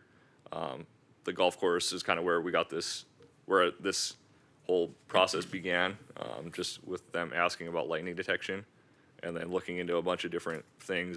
This one I found had I think the most benefit for Stark County. And they extract their, I can understand the lightning because that's actual what you can see, but their potential for precipitation, are they using the National Weather Service as their source? Because, obviously, if farming, I've got the K-Fire app, I got AccuWeather, I got all these, and on any given night, you're all over the board with what they think's going to happen. So how does that navigate in this or implement? So like you're talking about for like the policies, or like No, knowing that? no, I'm or, just like the source of information. Lightning easy. Oh. You get a lightning bolt, it records it. But if it says probability of precipitation in the next hour, 2 hours, whatever, a lot of times there is conflicting depending on the source of the information. You may or may not know that. I don't know. I believe their information, like the radar wise, still comes from like the National Weather Service. Granted, each unit now, if rain is picked up in Belfield, whatever that unit picks up is going to be, an accurate reflection of that area, or at least the generalized area of that unit, for like rain totals. The radar, though, I believe, I'd have to double check, but I believe that still comes from the National Weather Service. Yeah, not So really, this is not a weather forecast, it's just weather that's happening. It's gonna give us a lot better real-time data. It will help with some forecasting. I think if I can go back to, I would add, one thing that kind of spurred this as well that you haven't mentioned, I don't think, is basically we get our one weather sources from the airport, correct? Yeah, yes, that's correct. And we all know that the weather can be much different in Belfield and Richardson, for instance, Yep. versus out there south of town. So I think it's, as far as, real-time data on Yeah, edges of data the which- county, What, which is helpful. Power wise, I mean, you're gonna have standby power there too, or you just rely solely on the, hardwire? so I believe each station, even though they are hardware, I believe they have a backup battery. If I recall correctly, they have a battery that is in that box that's attached to the unit to supply power in a power outage So then, standpoint. with the yearly cost, does that include a yearly maintenance where they come through and they check the battery and? So that's kind of where that, if you break down that 11,200 into like a daily cost, it averages out to like $373.33. So that's why I kind of figured if we did that $400 per license, that kind of gives a $25 buffer to kind of for the But maintenance. is there a service agreement with these guys? If, let's just say, the batteries don't last forever, so I mean, there must be a lifestyle where my generator in South Dakota, once a year, they come through and they maintain it, yeah. maintenance, oil, new battery, everything else. I mean, these batteries would need to have a life cycle. Included in the So- 11,000. Well, he referenced solar panels too. Is that an add-on feature? The solar panel would be an addition. I'd have to check and see. I don't know what the price of that would be. I'd have to check on that. But they do. So by doing the subscription based, it basically gives us a lifetime warranty on the units. Granted, batteries would not be covered in that because that's a, I mean, we'd have to replace it, but I mean, But do they come out and check? I would have to check with them on if they would service it or if we would just have to have like a local electrician or one of us go out there and just replace the battery. How big are these units? The size wise, I don't have an exact, but I would say they're, if you've seen, the Ag Resource, they kind of have that weather station kind of, I would assume it's the average size of like their weather stations that you get from. So as far as like siting, are you talking about like putting one at the county shop in Richardson, putting the county shop in Belfield type situation, so we don't have to go purchase a site or a rental agreement or anything So like that? I'll have to do a little bit of reaching. So my thought was either with the fire departments, seeing if they'd be willing to put them on, with like their buildings, or reaching out to a couple places to see if they'd be willing to have it installed at their location. I guess that was my reason of wondering what the size was as far as what we need to do to find a place to put them. And They're not enormous. I was because it was it's $1,000 shipping, but I guess that doesn't ship a whole lot anymore. So this is not is this an app that a citizen could, you talked about the phone app, so could I get that information on the phone app, or is this strictly for the emergency management, the fire departments, those kind of things? Dispatch. Just, those. Well, he did mention that you can put it on the county website, Yep. right? And that information would be. So, like that widget that. So I'd access it through my phone if I want it through the county website. Yeah, you could go onto like the website or like a if you wanted to put on like your Facebook page, you can add those. One nice thing too is you can put them on like TVs. So, in talking with like the community center, especially with like the outdoor pool and everything and the lighting detection, if they would be interested in going this route, or doing the $400 a year, they could put it up on the TVs throughout the community center. So if that happens, they could people would go inside. 30 minutes is up. Okay, you can go back outside. But I think convenience for the public is probably where you're coming from, because I have 5 weather apps on my phone. You probably got 15. That would it be possible just to have another weather app on our phone to say this is what's happening? I'll have to check. I know I have the app on my phone, but I don't know if you have to have a license to be able to use the app or not. That's what I'll have to double check. Because I think you would get a lot of very Buy-in from the- useful usage from everybody if that was an option. I remember vaguely back in the 80s and 90s, a lot of places had them little DTN screens. Do you remember them? They gave you 24-hour. I don't know if that's a thing anymore. Well, it's grain been elevators? replaced. It's been replaced. And the reason I asked, like now NDON is all over, but they don't give you what you have in this information. It's very good. If you see a storm coming, I go to your home country, Neuradic's NDOT station. I can see or visualize if something's coming from the northwest or southwest, depending on the location. It's very good information, but it's not close to what you have here. And the nice thing with this too, in speaking with their sales rep and everything, they're always looking to advance their system and stuff like that. And with the subscription based, if new piece of equipment comes out in 2 years that has better monitoring or better gives better feedback, by doing the subscription side of it, you can request to have your equipment updated, and that's part of that lifetime warranty, basically, of being a subscriber instead of purchasing it outright. And how long have they been in business, this crew? It was, I want to say, I'd have to double check. I want to say it was right around 15 years. Okay. So they've been around for a little while, because that was one of the questions I did ask too. Is I've never heard of them before, so is this a new company or have they been around? I want to say it was right around 15 years. So are you proposing that we add this to the 25 budget? Yes, so I'll bring it up. Yeah, so going into the preliminary budgets, there was a couple of my line items that I wanted to jump up a bit. So I just want to be very open about why these line items, I'm looking to up them. I want to be just open and clear so that, this how we spend the county's money is, I want to be careful, and I just want to make sure that I'm showing that we're doing it for a reason and we're doing it for the community. And for? Okay. And this would be under IT or? No, I was looking at keeping this under my EM budget, and it would be under my emergency notification line item. And what's the request amount going to be? Be for that 11,200. That's what I'd be looking at Oh, putting that into my, includes the equipment? 12,250. or 12,250 12,250 for the initial. Because And then the annual subscription is is that 11,200? 11,200. Yep. So that's, If we did that So 400. year one would be 23,450, and after that 11,200. But that doesn't include the electrical. Right. Yep. Yeah, right, it all- doesn't- plus the installs, yes. it doesn't include some of the electrical and stuff like that. We'll have to figure that stuff out later, but we're hoping to keep that cost down low or see if someone's willing to give their time to kind of help us out with that.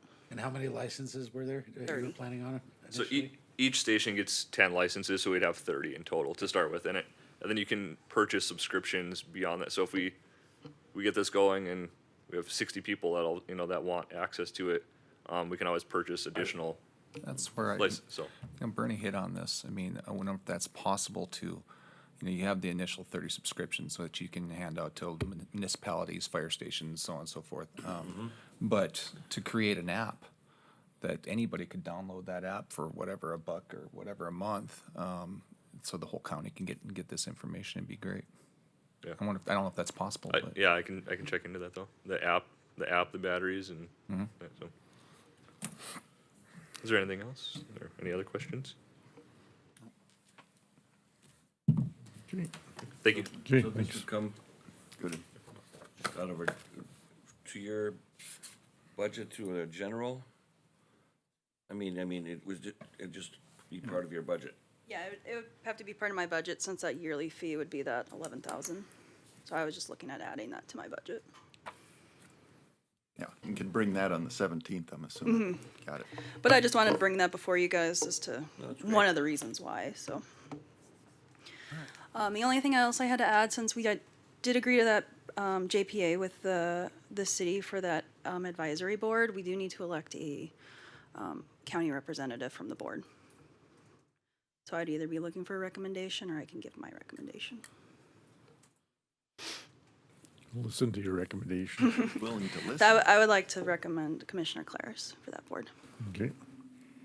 Do you agree? Is this to sit on the PSAC or what This is is, so we're looking at combining the PSAP board and that advisory board into one, so. Yeah, With the for same. both ambulance and dispatch. Yep, the right? ambulance and dispatch, so we've decided to keep that board, make up the same as the original agreement. So it would be one county commissioner, one city commissioner, Well, the city but- administrator, county auditor, fire Yeah, chief. For the PSAP, but as far as the ambulance and the GPA, I mean, we, through the budgeting process, we have a commissioner and the auditor as part of that process as well, so.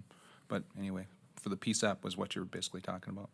You'd be both, right? It would be both. Okay. When I talked to Chief Presnell, he said that they were interested in doing both. Is that a monthly meeting or Quarterly. quarterly?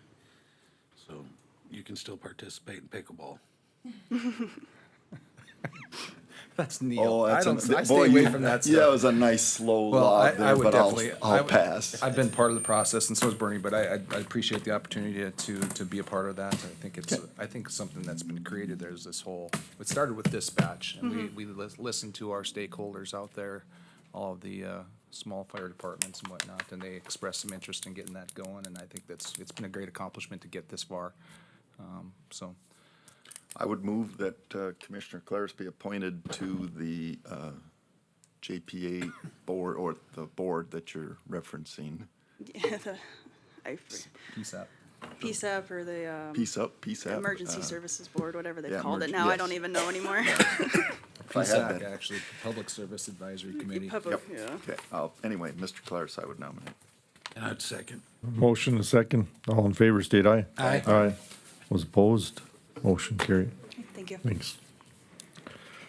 Okay, next we'll go into small city funding. I guess Commissioner Claris here. I could still say good morning, commissioners, fellow commissioners. This process started in July, and I know there's some folks here in the audience that probably weren't here at that time, so I'll probably just give a little overview of where we've come from, or where we started, and how we've gotten here today. We started the discussion in July concerning small city infrastructure monies for small cities here in Stark County.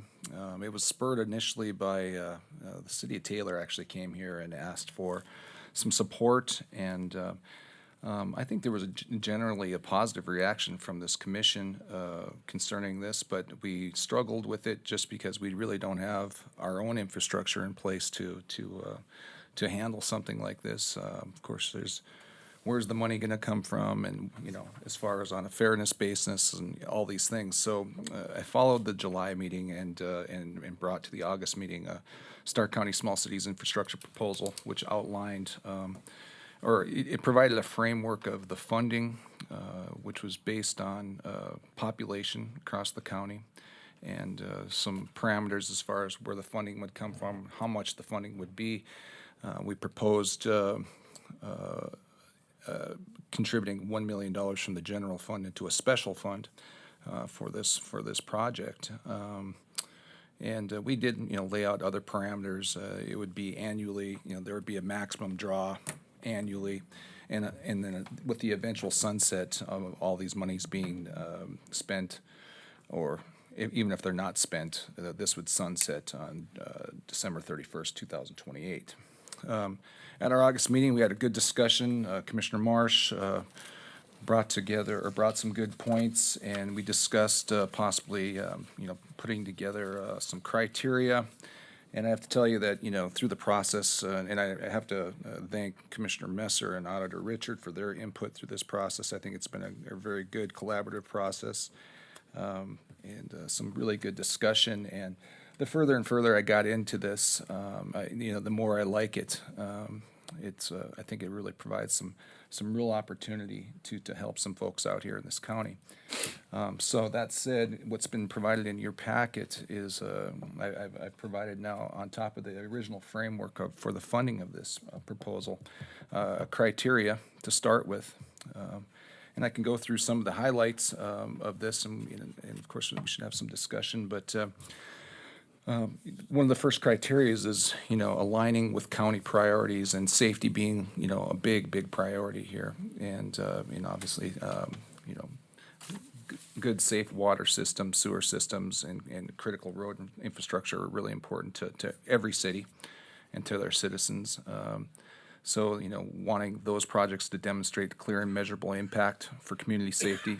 And additionally, if there's any, potential benefits to creating jobs, retaining jobs, attracting businesses, attracting or promoting additional housing opportunities in these small cities, which we all know that housing is very tight here in the city of Dickinson. There's a lot of people that would like to build into these small cities, but their current infrastructure just does not, they just can't do it because, in fact, through this process, I've reached out to community leaders from some of these small cities, and it's been brought to my attention that even in the city of Taylor, that they've limited building permits just because they just don't have the infrastructure to handle new builds out there. So, I mean, this really helps that process. And of course, we've added feasibility and planning, project management. There was some discussion about, wanting to make sure that these projects that were brought forth to the county had some good engineering, some good planning behind them. So that's, been added to the criteria. Additionally, and one of the big parts for me was, I really think it's important that it's one thing to come ask for money from the county, but to have your own skin in the game, and we've used that term. Through the process, Auditor Richard, she added a wrinkle that I think is really, really great here. We originally just started with matching funds. Whatever funds that were going to be asked of the county, we wanted the small cities to match that. 50-50 match is what we'd call that. But we've added a wrinkle here that I think really could help these small cities. What we want to do is try to promote the idea of applying for as many grants as possible. And there's many out there, but a lot of times these small cities are handcuffed. They may apply for a $500,000 grant, but they need to have their own match of $100,000. And this would really cause a problem for some of these small cities, and therefore they would not apply for those grants, thus potentially leaving a lot of money on the table here. And so we've added the wrinkle that they can use the funds that would be allocated via the framework that was provided on basically the page 1 here. They could use those funds for matching funds for a grant application. So that's a new wrinkle that I think it could be very, very helpful to the small cities. And of course, continuing with criteria. We've got, of course, we'd like the small cities to have some community engagement, some community support behind all of these projects. And that's obviously important. And, going further into it, some flexibility and adaptability and also some performance metrics, all leading to, a process. So we as a board now, we will be screening projects hopefully, and I've provided a scoring form so each applicant, which we can provide to the applicant, so they know, what they're faced up, what they're going to have to provide to this commission, and so that we can score it. And we have a threshold of 60 points. If they meet that threshold, then we can continue this conversation as a board and decide whether or not we want to fund these projects. And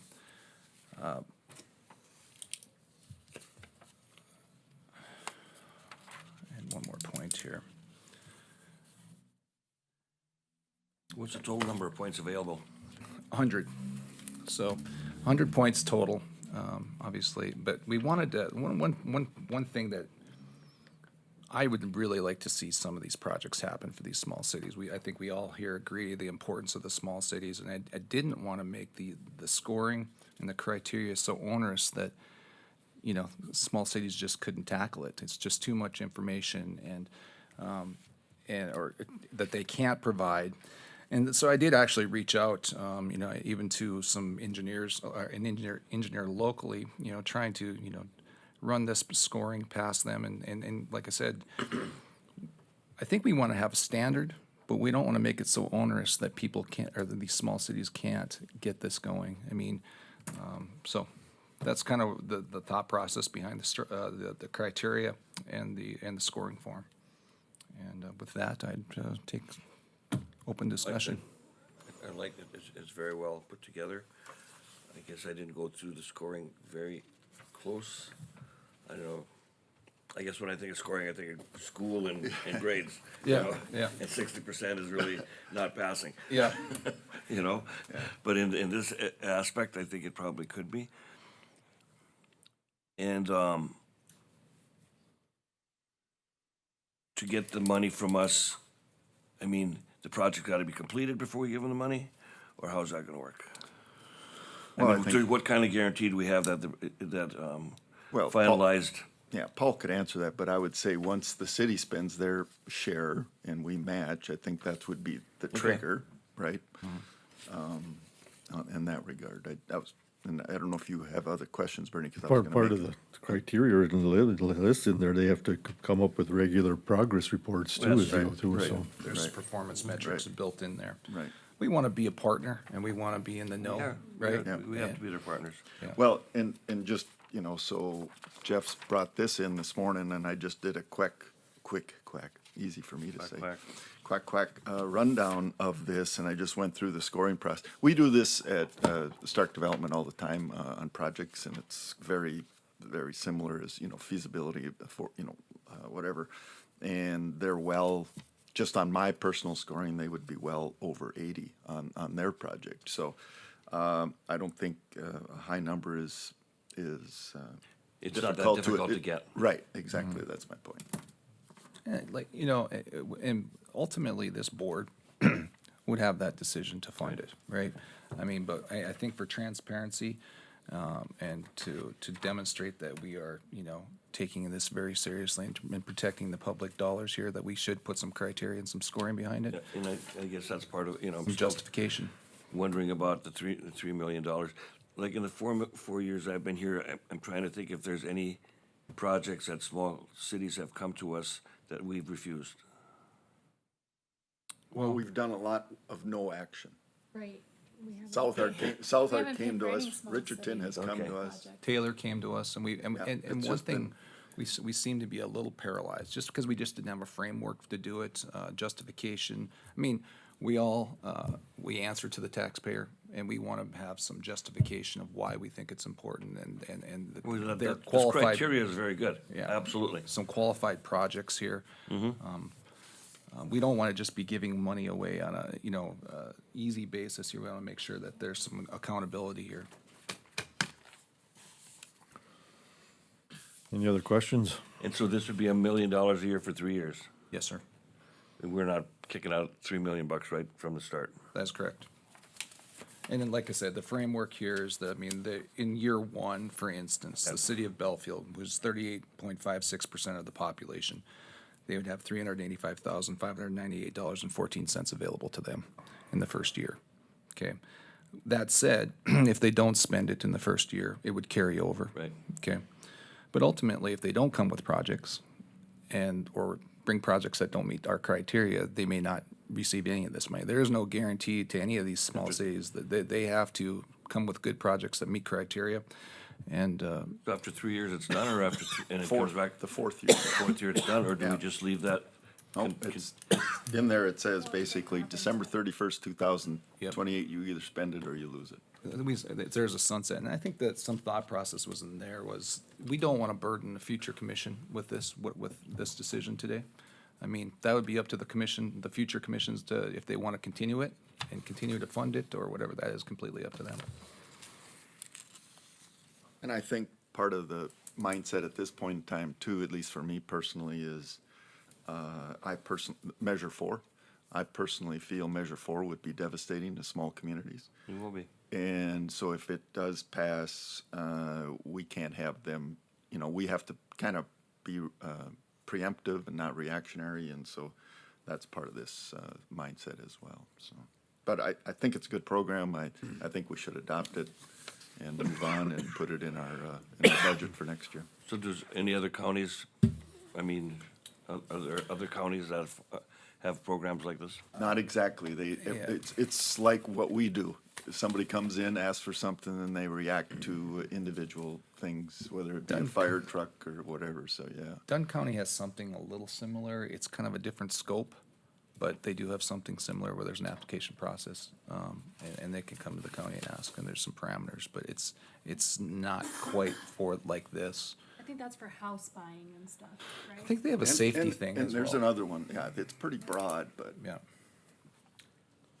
So if they have a larger project coming up, they know that in 2 years, they can probably come for that grant money, they can start. And I would encourage them to keep the county in the loop as quick as possible. Yeah, well, you know, absolutely. Get that information to us. And so we can help them cover their ends of it, as far as grants and stuff like that. Okay, any other questions? I'll look for a motion on this. So you're looking for a motion, because last meeting, we had a 5-4 vote on the 3 million, right? Was that what that was? No, I think what we voted on was, it wasn't To not move forward with necessarily this? tabled, but there was discussion was to continue. There was a vote on it, though. To Yes, it continue. was. Yes, there was. Yes. The vote was to. It was, Go forward. Corey's concern was the special fund versus the general fund. So we voted with this, subject to developing some criteria, which we're bringing in today. Okay. So it's with the new criteria And scoring. and scoring. Yep. Yeah, the motion was to take the proposal to the next step, create the criteria and checklist, and work out the details of the funding to include the budgeting process. Yeah, this proposal was never really approved. It was basically approved to move forward with. Forward with it. Yes, so I guess with that said, I would make the motion to adopt the Stark County Small Cities Infrastructure Proposal along with the criteria and scoring that's been presented to this board. I'll second that. We have a motion and a second. Any other discussion? If not, then roll call. Commissioner Claris. Aye. Commissioner Messer. Aye. Commissioner Marsh. Aye. Commissioner White. Aye? Chair votes aye. Motion carried. Okay. And then we have Mercer County BSO contract. Jessica's on vacation, so their portfolio, you're gonna be able to handle that, or? Sure. Should not be too tough. Mercer County reached out to us. It's my understanding that they lost the person that was the veteran service officer over there. They reached out to us to see if Stark County would work with them to support their veterans. And Jessica worked along with Amanda and got the JPA put together, and I guess we're just looking for approval. It looks like they will pay, it's $15,000 a year to Stark County. So one of the first page said 5,000, the That's second for one says 15. One's for this year and the one's for the following year. Got it. Yep. All right. One's for the rest of this year. Got it. Okay. I guess we're looking for approval to get that signed. I would second that. Thank you. Motion and a second. All in favor, say it aye. Aye. Motion, anyone against? Motion carries. Anything else we missed? Can I ask a question about that? Yeah. Are we, if payroll question wise, is that being added now for the rest of this year to Jess's salary, that additional amount, or is that not on the board for this year? Like, what do I do? Yeah, Didn't we cap that? Didn't we cap her extra counties I compensation? think there is per every contract. I don't know. I wasn't part of that that deal when that was made, but I know there's currently, with this will be 5 counties. So she is getting co-compensation for her other counties, and it's not included in her salary line.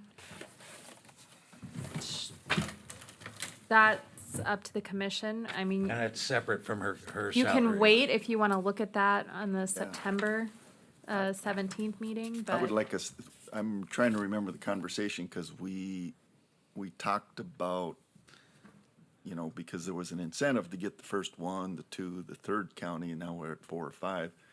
We had said, well, we need to cap that, so that needs to be part of the budget discussion. Okay.